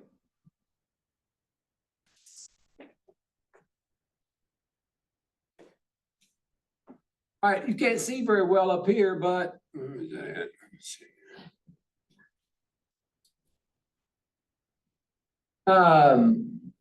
the appraisal contingency, we checked that even though we're basically paying cash for this property. We had the cash available for it. But I told him, I said, you know what? I would do that because if it doesn't appraise, then we can ask for a reduction in price, or we can terminate the contract without penalty if you want to. Oh, we're not gonna terminate. So, well, let's say it appraises for 419. 30,000 under what you've offered. You might want to consider that. So anyhow, we went in and put that, it actually ended up appraising for 476. So we came out okay on that. Now, if you look on the next page, financing contingencies, you notice we've got it down as a conventional loan. It really wasn't, and I explained that to the seller that, we already had a HELOC in place. We're gonna borrow X, but we weren't really. I mean, he was bringing money to the deal. Back to the appraisal though, so you want your appraisal deadline. If you're back up there, I'm back to page 2. On line 72, you want that to be the term of the closing, if you can get away with it. So if we've got a 30-day closing, you want to put 30 in the blank. And the reason being is these lenders never get the appraisals done until the last week. And if it comes in $30,000 short and the appraisal contingency deadline is already passed, you're SOL. Where if you've got time left, then you fill out an appraisal notice that says, look, you're 30,000 under price. We want the seller to reduce the price 30,000. Or if the seller says no, you can terminate the contract. So on conventional loan here, where it goes down on line 90 on the next page, we want that deadline the same way. Because most loan that get terminated, that the lender calls and says, look, I can't loan them money. They do it within the last 5 to 7 days of the contract. And so if you don't have that in there, your buyer is still responsible for bringing funds to closing. What line is that again? 90. 90. That's a loan contingency deadline. So I'm working with the lender and the lender calls me, we're 5 days from closing, go, man, he said, we just found a medical bill in the past. And he said, I don't think we're gonna be able to get it fixed. It just popped up on the credit check. He said, I'm not gonna be able to make the loan. So if I'm past the deadline, per the contract, my buyer is still responsible for bringing funds to closing. In other words, he would be in default. So I run these to closing. Now, AMAX, I just use them as an example, but they won't accept that. They think you're doing something squirrely, but you're trying to protect your buyer, right? Because what that says is, so the lender calls and tells me that, sends a letter saying that they've been denied. I send that to the other agent, the contract's terminated without penalty. On 99 through 102, we're figuring out how much you're borrowing. Look, you're supposed to fill these out. So in this case, even though he had the cash in the HELOC, I put down that he was borrowing 80%, interest rate not to exceed 7%. The reason being, if you're working with a buyer that's close on his loan to debt to loan ratio, and he goes over 7%, he can't buy. So it's a lender conversation. So, Interest rates right now are right around 6. You know, if it goes to 6.5, can he still buy? Yeah, but he'd be in trouble. You know, and I might put 6.25 in there. This is a protection for your buyer is what this is for. And again, in this contract example, we're representing the buyer. Get that on line 100? I've talked to the lenders, and I ask them, I ask every one of them, you know, what happens if the interest rate goes up? Well, if it gets to 6.5, he can't buy. So I'm gonna put something under that to protect him. And it's pretty easy. Most of the amortization terms are gonna be 30 years, and most of the loans are going to be fixed loans. If we go into a recession, you'll see a lot of adjustable loans. We hope we don't go there, right, Mike? Right.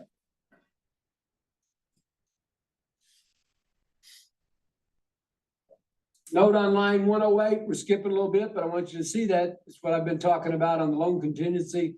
If loan contingency deadline passes without a termination, buyer remains obligated under this contract and must have available all funds required to close. Now, you got an FHA buyer. They don't have any funds. They barely had 3%. So it'd be hard to enforce that, but at the same time, it's contractual, so there it is. On the title and the survey, as soon as you get, if you're the listing agent, you get an offer and you sign it and everything, bam, you should get it to the title company, the whole contract, okay? If you're a buyer's agent, guess what you should do? Send it to the title company. I mean, you can't trust anybody, right? I mean, we've got to get these things done. We've got 30 days here. So you get it to the title company. As soon as the title company gets it, they'll typically respond and say, we got this. They're going to start the title work right then. And they should have the title work done within 10 days.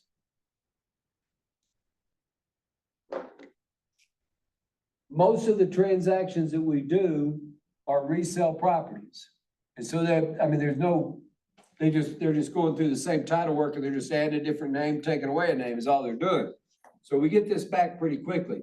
As soon as you, the buyer's agent, get the title commitment, they send it to you. Okay, right? You send it to the seller. If there's a problem, the title company typically will tell you, look, we got an issue. There's a lien, federal tax lien, there's child support that's owed. There's an easement right through the middle of the property. It says you're buying 10 acres, but you're only buying 5. And so on. There's one lot, you're supposed to be buying 2. Those are the things that get you into trouble on the titles. And then on 118 is what I would suggest to you always mark, because that's fair and honest to both the seller and the buyer. So the seller shall deliver the title commitment. In other words, the title company is going to do a search.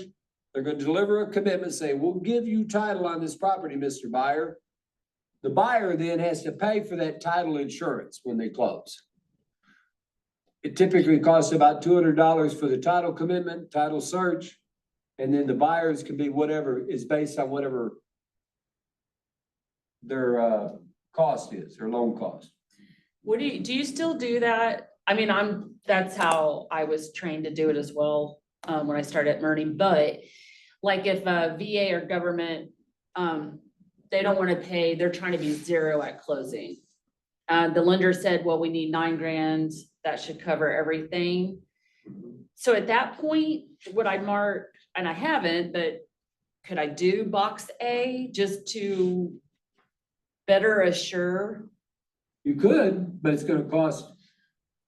If I'm representing the seller, I'm gonna be kind of concerned with that because the owner's policy is expensive.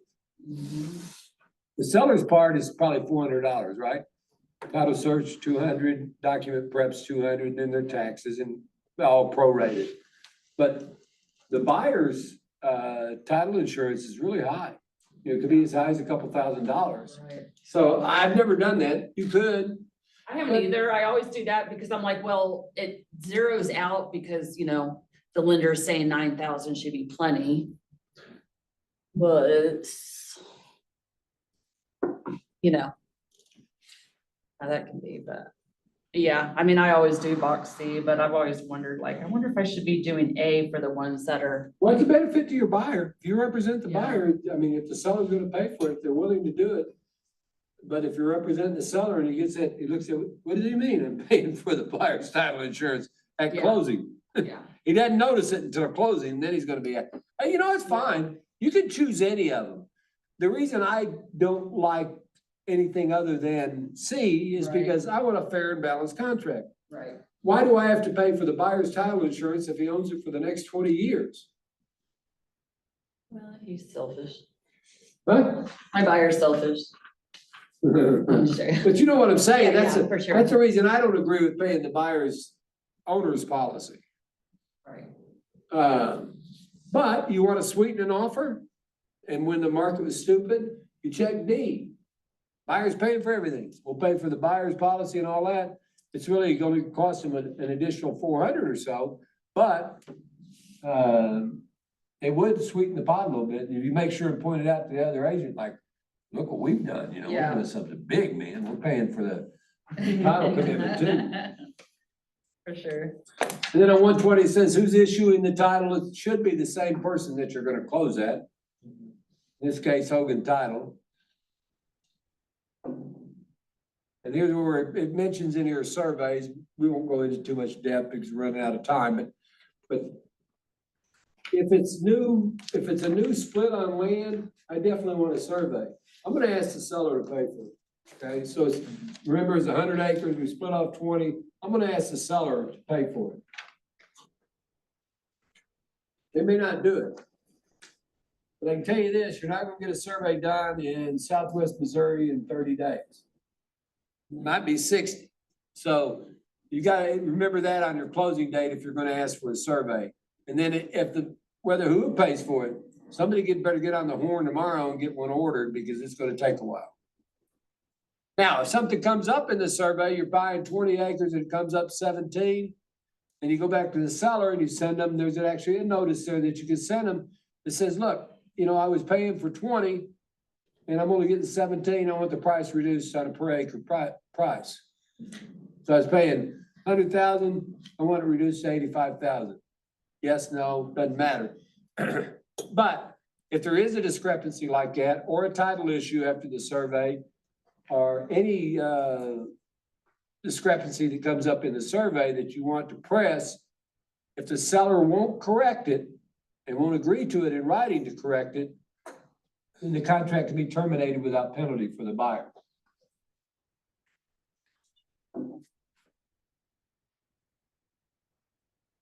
All right, on inspections.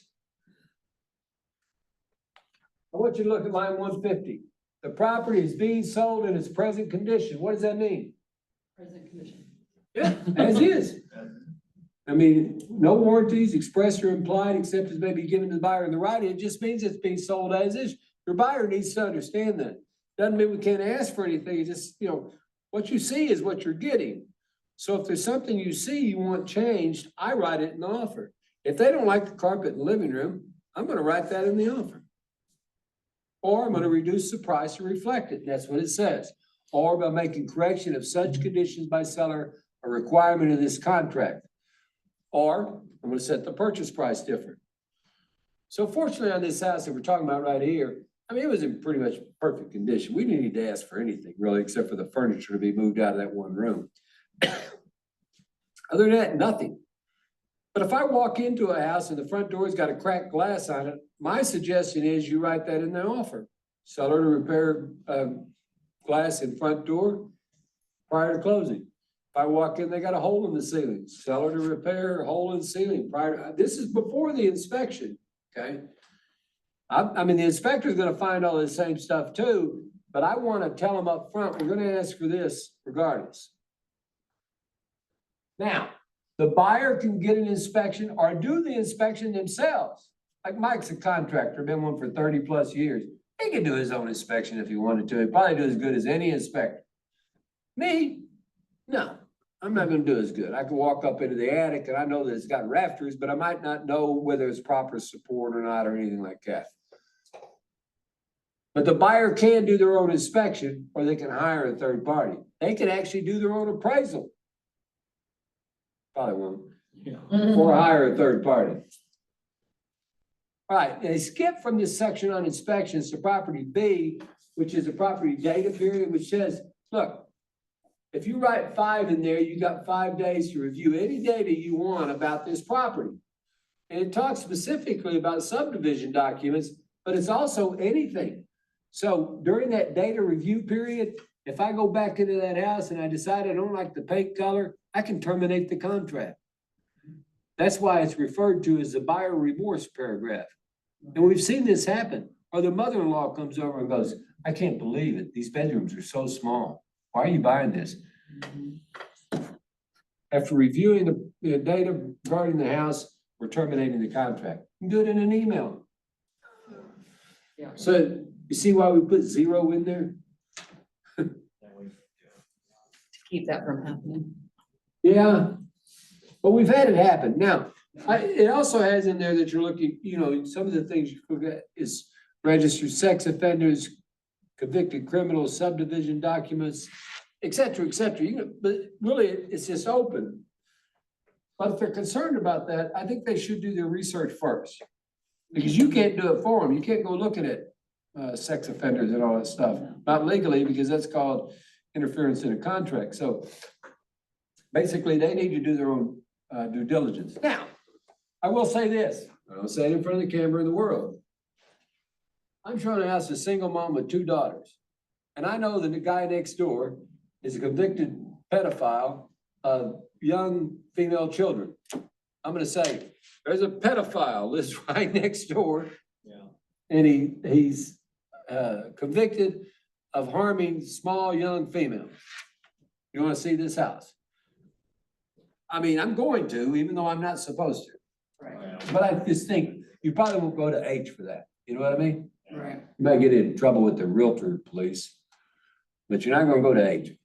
Where am I over here? So anyhow, that property data period, that's up to you. A lot of times, if I get one that has 5 days in it, I'll counter, or I'll call the agent immediately and say, you know what? How about we put 0 in there? You just, change that to 0 and send it to me. You guys leaving? We gotta go. 1 second. Okay. Give me 3 minutes. Okay. The buyer does an inspection. You hire an inspector, right? Okay.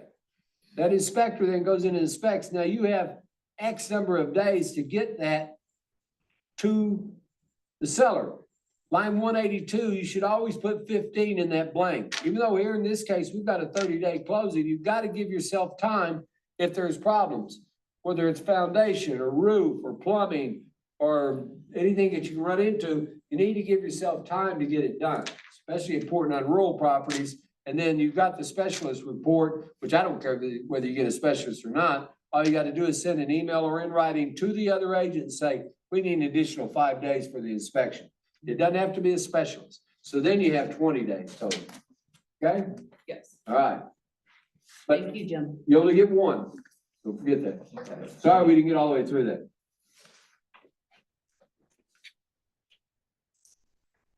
Now, for the 2 that are staying, on the inspection reports, once you get the report, you represent the buyer. The first thing I do is I push forward and I send it to the listing agent. I want him to see the whole report. Even though I'm not going to ask for everything on the report, I'm going to create an inspection notice in consultation with my buyer, but I'm going to send the entire report because I want them to see everything I'm seeing. So there might be 50 items on there that are small, little deals, but I'm going to send the entire report. The contract says that you send, this is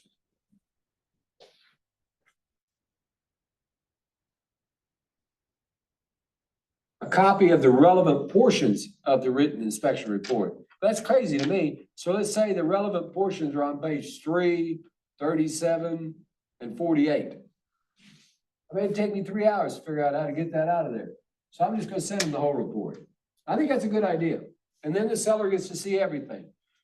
And then when I do send my notice over later, so I've got the report, but I've not prepared my notice yet. The buyer and I go through it together. maybe we're not together, but you know, he looks at it, I look at it, she looks at it. And then I say, here is my suggestion, because I've had experience. Seller to repair or replace, seller to repair or replace, seller to use a qualified contractor to change out the electrical switch in the kitchen, things like that. And I send it to them by email and they look it over and they say, yeah, it looks good, but we'd like to add this. I'm fine. We'll add that to it. Then we put it in an inspection notice, which is a document provided by the board listing the items that you want repaired. All right, so let's go backwards. We've written a contract, we've negotiated, it's been accepted. Immediately, we have an inspection, okay? We've got 15 days, maybe 20, but 15 for sure, to complete all the inspections that are necessary, create an inspection notice, sign it by the buyer and send it to the seller. Once the seller receives that inspection notice of the items that we've got listed, they have 10 days to respond. It's called the resolution period. We're trying to resolve what we're requesting. So they have 10 days to respond.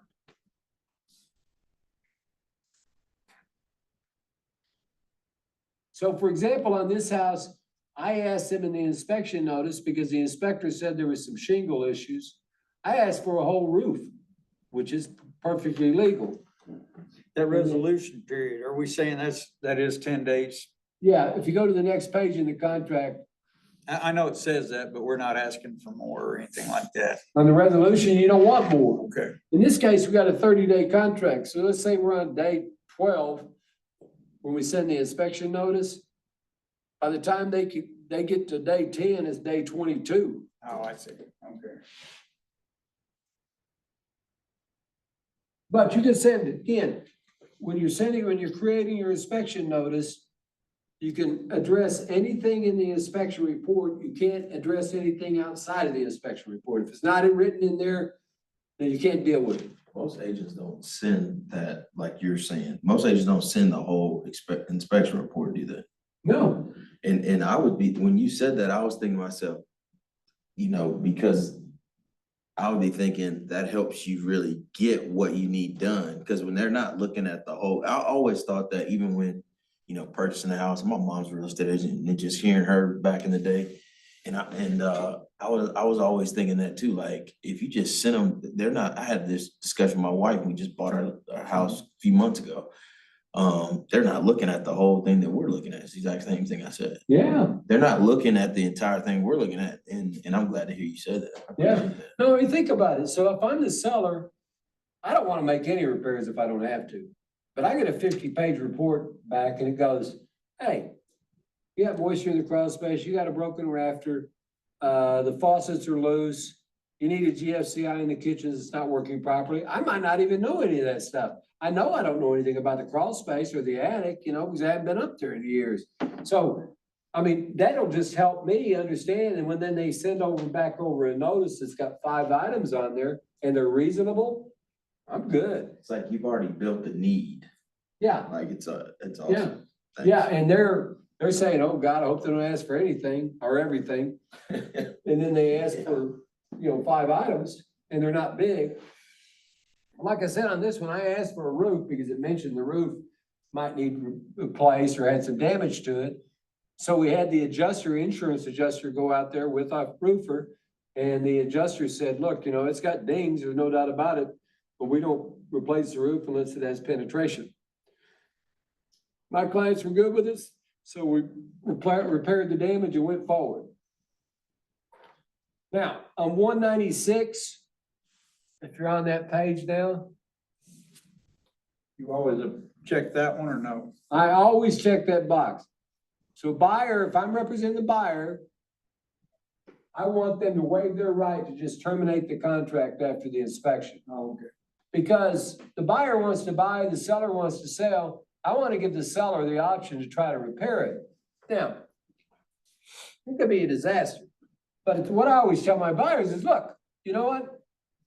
Yeah, the inspection looks bad, but you love this house enough to write an offer on it. Now, once we get all these repairs made, it's gonna be better than it was. you know, you're gonna have it in a better condition. But this client I was talking about in Buffalo that we wrote the offer on, he would not let us check that box. He said, no. He said, I want the right to terminate. I want a right to terminate. I'm not gonna send over an inspection notice if I find something I don't like. You know what? If you can't convince him, you can't convince him, so we left the box unchecked. And guess what happened? Okay. Well, the buyer or the listing agent sent it back, wanted it checked. Yeah. And then we sent it back and said no. So there were 3 counters just over that box. Now, the resolution period, pretty straightforward. So I send you, or send the seller agent, the 5 items I want repaired. The seller looks at them and goes, okay, I'll fix them. If they sign, we're going to closing. Now, here's what I do though, is I always have my client, I suggest to them, you need to re-inspect.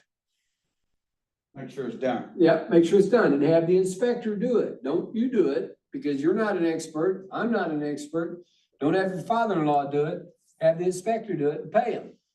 It's gonna cost you a little bit more money, but it's like insurance because they're the ones who called it out. Yeah. If they said that that plumbing was leaking, then let's have them go back in and check it and make sure it's not leaking anymore. That's just peace of mind right there. Yep, in my opinion, it's worth, Yeah. you know, it's like buying insurance. Basically, I'm just saying, yeah. Well, they said they fixed all that stuff in the crawl space, the inspectors, and they're crazy too. This kills me. Even though they're not contractors, they've always, this is how I would do it, you know? And so a lot of times they'll go in there and go, that wasn't fixed properly, you know, and you gotta go back in and fix it to how they want it fixed, which is fine. What you want though is your buyer to be comforted and satisfied. So anyhow, but if we get that back within 10 days, that means we're going to closing. Now, we are gonna re-inspect when they get everything done. Most of the time, you should ask for receipts, especially if it's big work. But a lot of it too, you've got to be careful. You don't need an electrician to change out a switch on the wall. A lot of people ask for that, a certified or a master electrician. You don't need that. You need a qualified contractor. It's a fairly simple deal. Even I can change out switches. 213, we don't have government inspections, thank God. So we don't have to worry about that. 227, either there is a home warranty or there isn't one. Now, if you looked up on the screen, I asked for one in the offer. I said, seller agrees to pay, but only at and upon closing, so he's not paying out of pocket, towards the cost of a home warranty not to exceed $575. And so we got a home warranty. They accepted it, which is good. It doesn't protect everything, but if it offsets the cost of something that breaks within the first year, it's gonna be very beneficial to my buyer clients. Is that standard? You put it on this one, but is that a standard deal you put in your clients? Yeah, I'm not sure. Yes, I typically always ask for a home warranty. Especially on older equipment.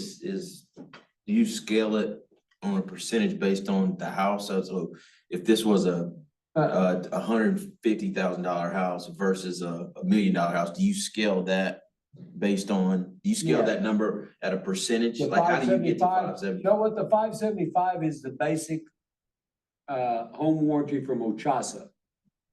And it covers X number Basic, of. it covers like, it'll cover partial replacement of a AC unit, partial replacement of a furnace, partial replacement of a water heater. But if it offsets at $500 on $1,000 water heater, you save $500 and the seller paid for it. And it covers some other things. And the warranty paid, you know. Yeah, the warranty pays for it. And you can choose with Ochasa, you can choose your own contractor to look at the deal. You don't have to go with theirs, which is good. But anyhow, you need to mark one of those boxes and why not ask for one? You know, if you're making a good, strong offer, you know, why not? If they say no, you just have to know what the cost of it is. And there's 2 that are being offered pretty much around the area, HSA or Ochasa. I just spelled Ochasa. OCHASA. Thank you. And that guy's, you can get his card up front. He's a vendor with us.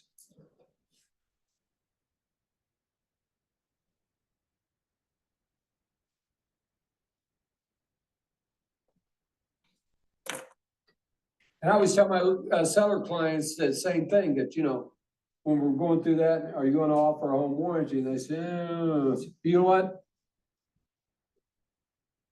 They may ask for it. If they ask for it, you can consider it then. And so in this case, we ask for it. Paragraph 8, I already talked about that. The disposition of earnest money is a bad deal.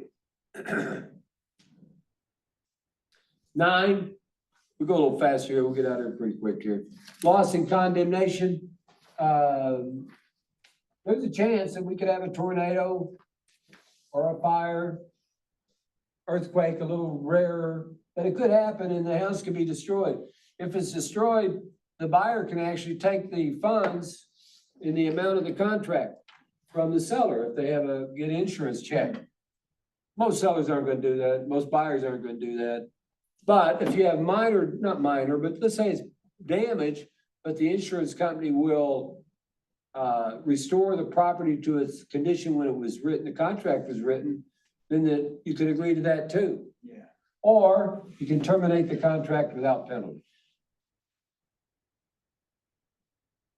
We had this a couple years ago in Battlefield.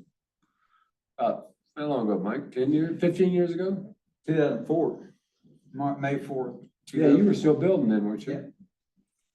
Yeah, and there were a lot of houses damaged, some of them destroyed, but some were damaged and they were restored to their original condition. And some of them were under contract and terminated. And some of them said, no, we want you to fix it. On 10, this is a big deal when you're in real estate school, closing costs. They want you to figure all that out, prorate this and prorate that. It's not your job. All right, so you don't do that. All right, we good on that? Yeah. I know they taught you that in school. I want to show you who makes that determination. Look down here. Next page, line 315 and 16. Starting on the end of 15, all as approved by buyer's lender. See it? All as approved by buyer's lender. So who gets to determine what's prorated here and prorated there? It's the lender and the title company, not you. Don't ever do it. Don't try to explain it. The only thing I tell my people is, look, they're gonna prorate the taxes. If you're the seller, they're gonna debit the taxes and credit the buyer, and then the buyer will pay the taxes at the end of the year. Okay, so Mr. Seller, just take your taxes, divide them by 12, and whenever we close, that's what's gonna be prorated. They're gonna prorate the insurance, but the title company's not gonna do that because that'll come from your insurance company at closing.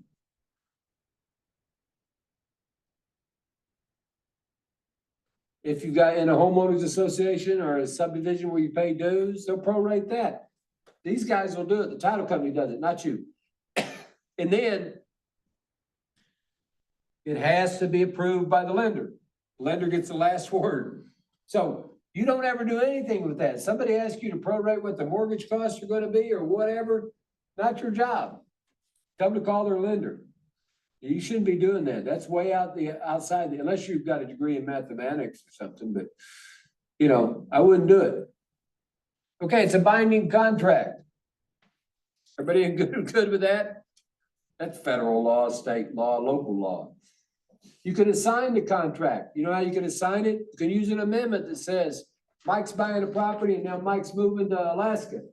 He said, dang, man, I'm still under contract on this thing. It doesn't matter. Seller doesn't care if I move to Alaska.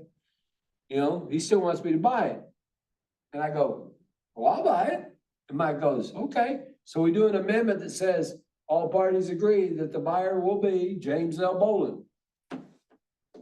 And we're done. That's it. And now it's assigned to me, and I have to adhere to the terms and conditions of the contract. And then 1031 exchange. This typically has to do with commercial or investment properties. If you get involved with one of those, for example, say I own 2 duplexes in Ozark and I want to sell them and buy a 4-plex in Springfield. But I'm going to come out of there with some extra money and the government wants to tax me on that. Right now, it'd be 21%. If Kamala gets in, it'd be 46%. I want to do it now, just in case. So I sell it, but rather than pay those capital gains, let's say 100,000 would be $21,000. I'm gonna buy something else and I'm just gonna exchange it. So I'm moving those taxes that are required forward. That's called a 1031 exchange or a stock or a exchange. The deal is you can't ever touch the money. When you sell those duplexes, it's got to go into a 1031 account, escrow account, until you close on the fourplex, but you can't touch it. If you touch it, you're taxed at 21%. If you get somebody says they want to do a 1031 exchange, do a little bit of research just to make yourself feel good, and then find a title company that can do it. It's really not that hard, but if you mess it up, you could cost somebody big money. If I was selling $1 million property that I had $400,000 in capital gains, and then I was buying another property and you messed it up because if you didn't guide me or the title company didn't guide me properly, I could be responsible for $80,000 in taxes that I wouldn't have paid if the exchange would have been done correctly. So anytime they say 1031 exchange, you say, you know what? Not like we do a lot of these, so I'm gonna refer you to Holly Foss at Hogan. I'm gonna refer you to somebody at Meridian. I'm gonna refer you over here. Paragraph 12, the entire contract is part of the contract. So if I send over a compensation rider and I sign disclosures and I sign the MLS, that's all part of the contract. Lawyers say it's the 8 or the 4 corners of the contract. Well, that's not true because if you get sued, they want everything. On 13, just tell them not to default. Again, we're talking about like we represent the buyers, right? In this contract. So if a buyer comes to you right before closing, says, man, I'm not going to close. And he doesn't have a legal reason not to close, then you need to point him automatically to paragraph 13B and say, look, it's bad because number one, under the law of the contract or language of the contract, the seller can make you buy this house. It's called specific performance. Or they can charge you for any damages that they suffer. Or number 3, the one that's really bad, any remedy under the law. So they can get you for a lot. Here's my suggestion, Mr. Buyer, and listen to this now. If you don't, if you don't have a legal reason, we're already approved for our loan, you close on it. I don't care if you ever move in or not. We'll put it on the market the minute we get it closed, and I won't charge you anything on the sell side. There won't be any compensation. I'll sell it free. But you don't want him to, that just saves him from having to buy it outright. Not have any other reason to get out of it, right? Yeah, I'm just trying to save them Yeah, a you're lot of saving headaches. him. I mean, it's not gonna have anything to do with me, Right. but if they default and the seller sues, they're gonna be in court for 18 months at a minimum. So, I mean, the suffering, number one. You're a problem solver. Yeah, win, lose, or draw, emotionally, it's gonna be draining, financially, it's gonna be draining, and you could lose after 18 months. And so I'm suggesting to you, Mr. Buyer, this is an easier way to do it. You've just changed your mind on the house, I understand that, but everything's in place to close. We need to close it. I'll put it on the market the minute we do it. And, you got a new roof, you got all these repairs made, maybe we can raise the price a little bit, it won't cost you anything. Yeah. But I guarantee it'll cost you less than what it would if you get sued. Right. And that happens. Not everybody will sue, but some people will. And seller and buyer, the default's the same. On 15, make sure you always go through to the disclosure statement with your client. Now, a lot of times the disclosure statements, we're on the next page now, I'm sorry. Paragraph 15, you want to make sure you go through it with your client, because there is information in there that may be important. If there's no disclosure document available, you can go and check box B, which says that the seller's got to provide you one within 24 hours. And then you have 3 days to review it.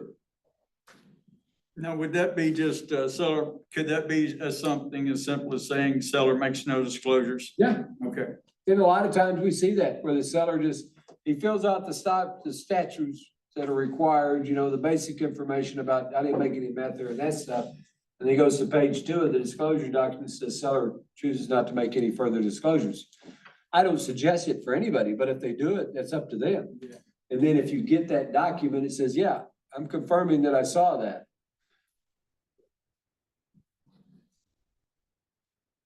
A lot of buyers hang their hat on that disclosure too. Yeah.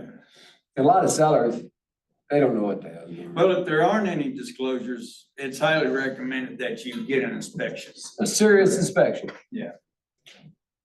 And then on 375, well, you could have no seller's disclosure because I actually, you know, I know you learned this in real estate school. You're not required in the state of Missouri to have a disclosure. Do you know that? What's that? You're not required to have a disclosure. The only disclosure that's required is the lead-based paint because it's federal. Yeah. What about 375, meth? huh? What about meth? Is it federal? I mean, isn't it Schedule 1? Yeah, it's supposed to be, but if they choose not to disclose it, you don't have to disclose it. Oh, I see. I mean, it says that these are required by statute, but the attorneys for the state say you can't force anybody to fill out a disclosure. Oh, I see. On 375, the seller confirms the information in the seller's disclosure statement, if any, is or when delivered will be accurate. And then if anything happens, what you have to tell your seller is a limb falls on the house, we need to update the disclosures. You know, a car crashes into the front of the house, we've got it on the market or under contract, you've got to update your disclosures. Lead-based paint is required, that's 16, 17. The only thing that's really changed on this over the years is that now the seller must have the utilities on. And typically best time to do a walkthrough on a house when you've got it under contract is when it's vacant in about 4 days before closing, if you can. A lot of times it's not vacant until the day of closing. And then I would certainly recommend that if the buyers can't make it to do a walkthrough, that you do.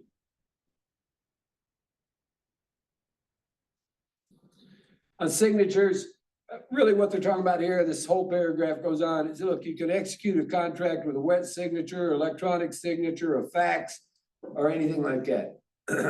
And that will be deemed original. On 18, seller and buyer, what's it saying there is that now, with the baby boomers dying, okay, the seller may be 8 kids, or 4 kids with 4 wives, or 4 wives with 4 husbands. So seller could refer to 8 people, but it's not plural. And then buyer could refer to 4 people, but it's just singular or plural is all it is.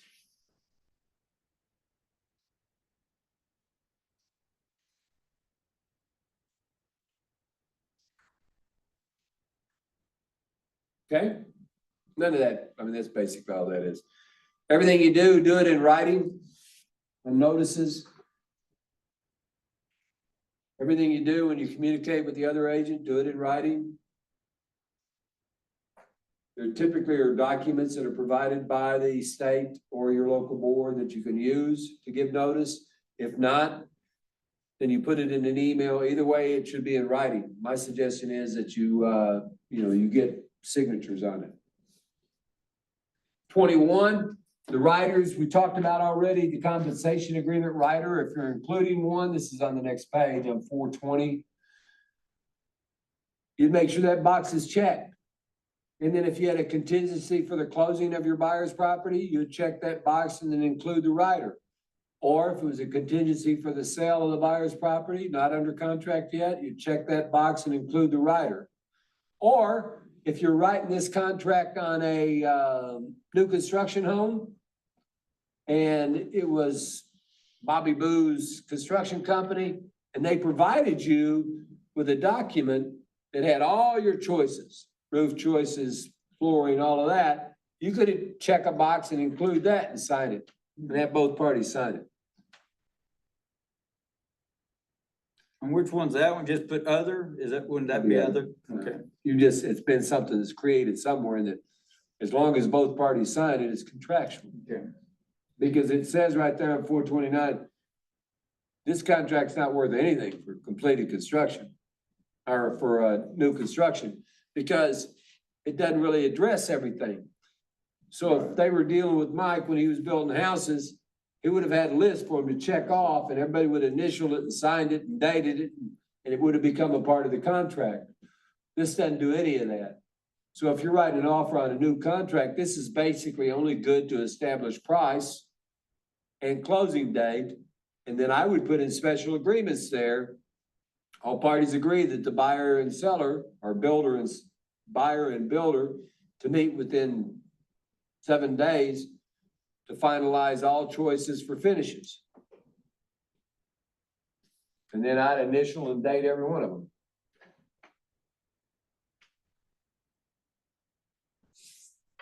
You good with that? Good. Okay, on paragraph 23, if you got a personal interest in the property that you're buying, like you're buying a house to remodel, flip, or just to live in yourself, you need to identify that. The MRAC says, you know, we have more knowledge than the general public, so we need to let them know that we're the ones that are involved in the transaction. But it's the same thing if you're selling one or buying one for your mama, or your sister, or your ex-wife, or your mother-in-law, or your son, daughter, whatever. You just say who it is. That's all it is. That's all they're asking for. But they don't want to get, you don't want to get 2/3 of the way to closing and go, yeah, my brother doesn't really like that. And go, whoa, wait a minute. You didn't tell me you were buying this for your brother or that he was buying it.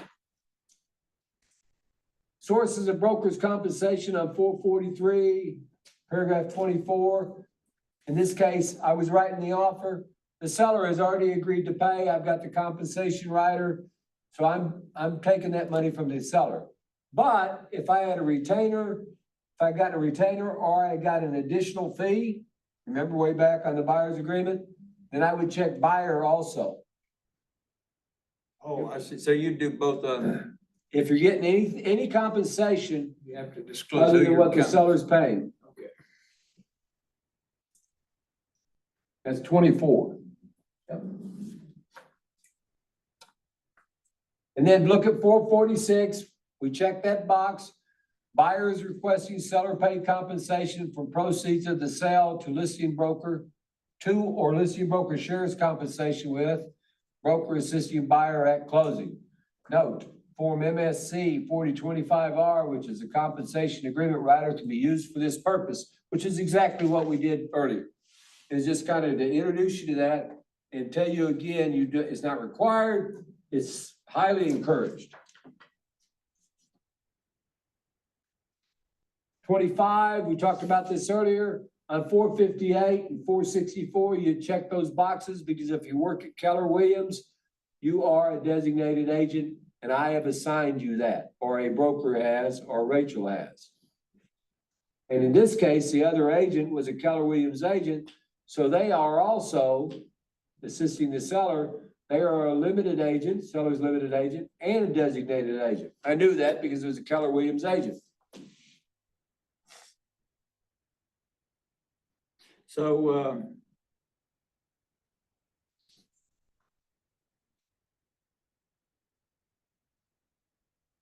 so are we not clicking on, or marking a designated agent, or is it just assumed? It's on 464 and 471. See what it says? I got a follow-up question on that, but I gotta use the restroom. Okay. Sorry. You're serving, oh, I see, check there, serving as a designated agent, but we're always gonna be limited agents? Yeah, Okay. if you're working for the buyer, you're gonna be a buyer's limited agent, Yeah. acting on behalf of the buyer, and then you're also serving as a designated agent. Designated agent.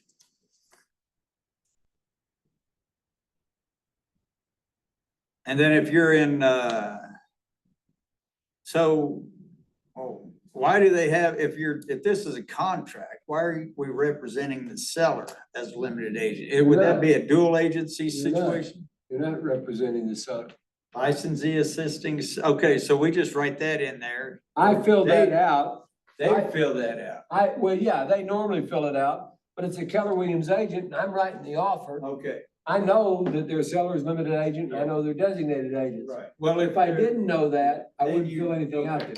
All right, got it. But what I do On 473, if I know they work for AMAX, I put AMAX in there. Right. If I know their state license number, which is on the listing, I put it in there. Right, And if I know their licensee, the agent's license number, I put it in there. The reason I do that is because I want to make sure that's completed, because if it comes back and it's not completed, then I try to turn it in to get paid, I don't get paid. So I just fill it out for them. It's CYA. Yeah. Am I interrupted? The question that I had was on this, the difference between the two, when we were going over the compensation agreement rider, you went over those sections and said that you didn't need to sign a certain area, but on this form, you do need to sign.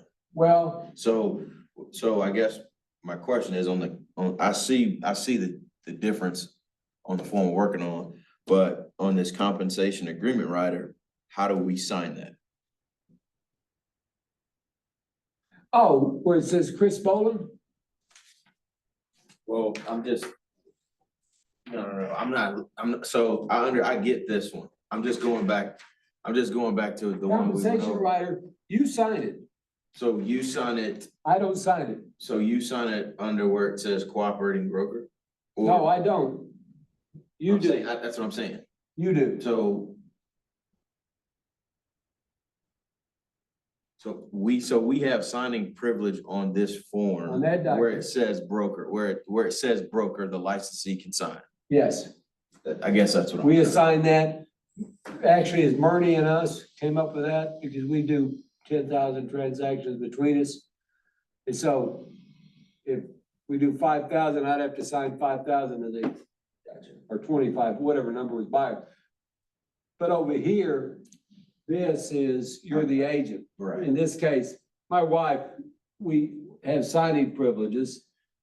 Anyhow, she writes all the contracts. That's Chris. That's why it says Chris Bowman. Everybody gets confused. And I tell me, she gets paid, I don't get paid.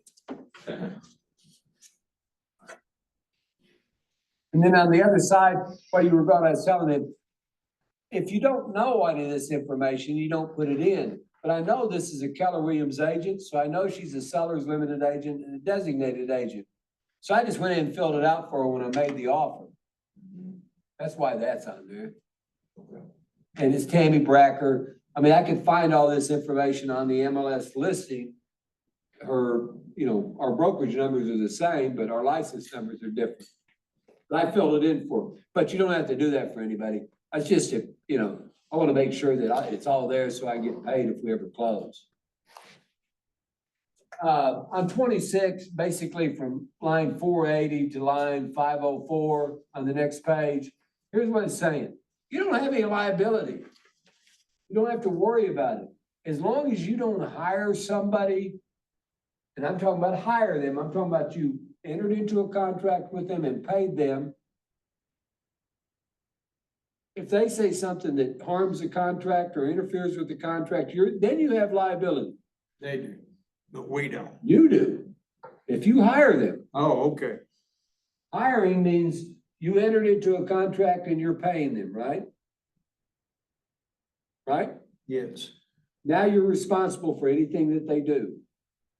Where if I go out and call an inspector and say, hey, look, my client needs an inspection on this house.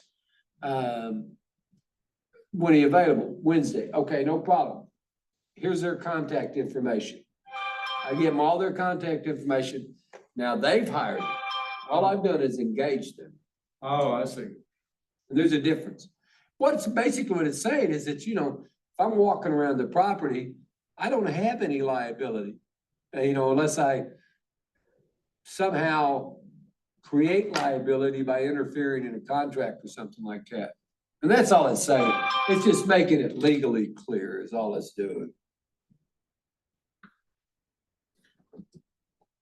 Okay, if you look at 496, line 496, under Missouri law, brokers are immune from liability for statements made by engineers, surveyors, geologists, environmental hazard experts, wood destroying inspection and control experts, termite inspectors, mortgage brokers, home inspectors, or other home inspection experts unless the statement was made by a person employed by a broker. Broker being you, us, Keller Williams. The person making the statement was selected, engaged by the broker. The broker knew prior to closing that the statement was false. So a lot of expertise is what they're saying. You've hired this person and then you have, I mean, you knew when the structural engineer said, well, this requires a blah, blah, blah, this many piers and that many beams. And you knew that was false and you hired them, then you're responsible for what they did. In other words, you don't have any liability as long as you keep your mouth shut and let the third-party people do their job. Yeah. You okay with that? It's fairly straightforward. Recommend, refer. Yeah, I mean, we've got it like when we do the inspections, we've got a list of inspectors. That's not all the inspectors, but these are the inspectors. You know, you can choose anybody you want, but I didn't pick it. And then, I mean, they may ask me for a reference and I always give them at least two. I say, you know what?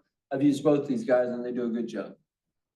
All right, they've done an okay job or an adequate job in the past. What about title companies? Same thing. I don't just say one title company. I give them some options. They go, well, you know, I don't care. Though I prefer, or we should probably close here. But you just, you know, you just make it broad enough that that's them. It's just like lenders. Everybody got in trouble on the last go round, you know, in 8, 9, and 10 and all of that. Is because if people were saying, okay, you're my client, you've got to use legal land title and Commerce Bank and Murawski Home Inspection and whatever. I mean, I was telling you, that's the only person you could use. And when I did that, that's because they were giving me something in return. And that's, I mean, it was just mortgage fraud. The title company fraud was just so rampant, millions and millions of dollars. And they kind of cleared up most of that. Wild West. Right, on 27, the sales information, we're gonna send this information to the MLS, and the reason we're doing that is we're trying to create market value. So we tell the buyer up front, look, you know, we're gonna send this over there. Now, can the buyer opt out and not have his price set on the MLS? Yes, there's a form for that. So the buyer doesn't want to disclose what he paid for a house. That's fine. There's a form for that. We send it over, everybody signs it, nobody cares. But the MLS still has what it was originally listed for, is all they have. They don't know the closing price. And are you from Missouri? I'm from South Carolina originally. Okay. Missouri does not disclose sales prices. Yeah, state. Non-disclosure state, so if we did, the taxes would be stupider than they are. Especially with the way the market went crazy. Oh, yeah.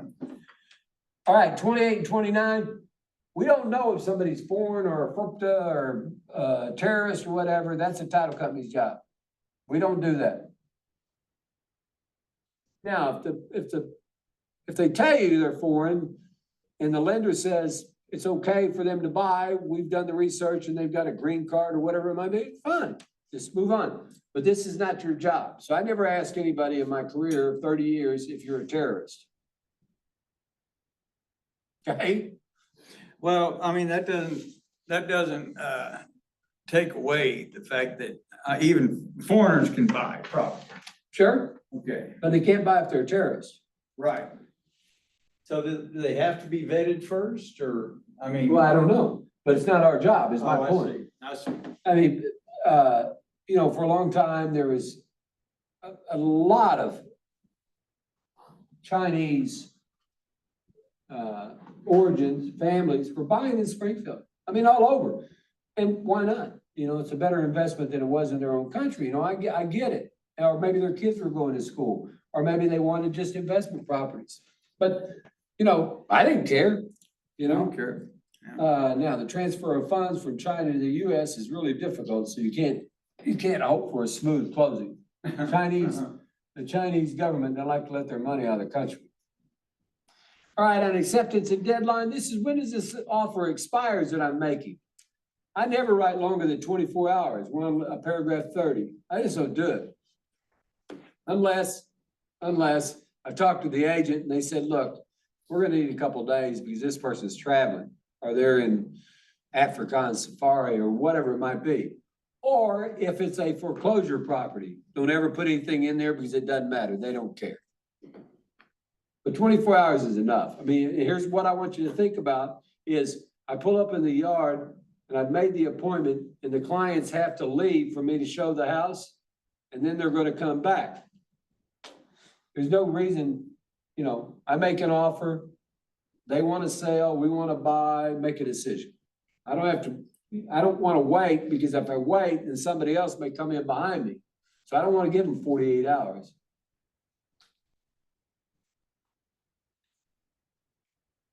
Paragraph 31, here's the buyer's signatures and the seller's signatures if they had signed it.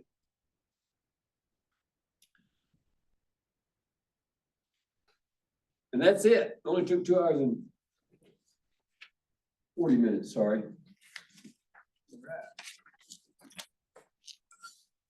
Yeah. Sorry about that. I knew it would take so long. Any questions? Hey, you got any questions too? You can call me, email me, text me. It doesn't matter. I typically answer everything. What if when I was in school, I would see you at the Y and I knew who you were. I hadn't decided on Keller at the time, but I had already started the meeting process, the recruitment, as I would call it. And I was like, well, I'm not gonna bother. But now when I see it at the Y, I can pick your brain. But no, I enjoyed it. I think it's good. It takes what it takes. And two, Don has some classes, totally different. Don Klepper, he's the other broker. It'd be a totally different deal. He does them pretty quick. He can go through a contract in 45 minutes. So, you know, a lot quicker than I can. So if you ever see it, you know, you just want to brush up or get a refresher. And then, and we have them every month. So you come back to, I've got a lot of agents that show up again, like you saw the one girl who's been at Bernie. She was in here. And they just come in just for a refresher, you know. Luckily for you guys coming back in or starting now is these are new to you. Yeah, Yeah, so you didn't get used to the old ways. I was already kind of used to that other way. I'm seeing things in this new one that I hadn't seen before. And so it is good to go through that. Well, I'll definitely be back. Sure. If it's not for the contracts, for the stories, the experiences. You're welcome. Hey, we'll see you at the Y.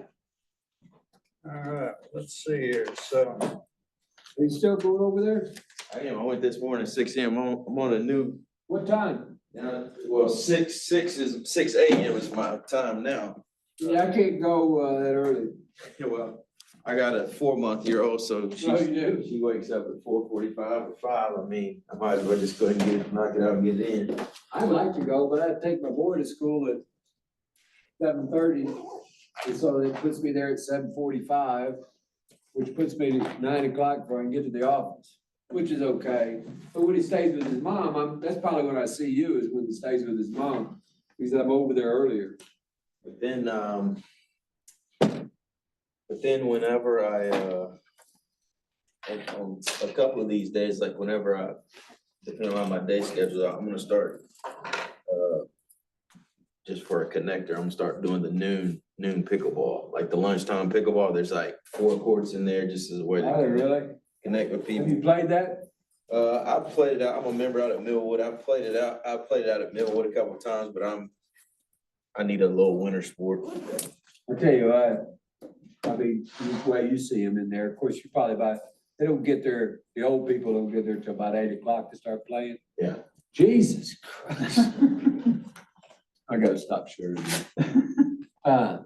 I mean, they beat the hell out of the ball.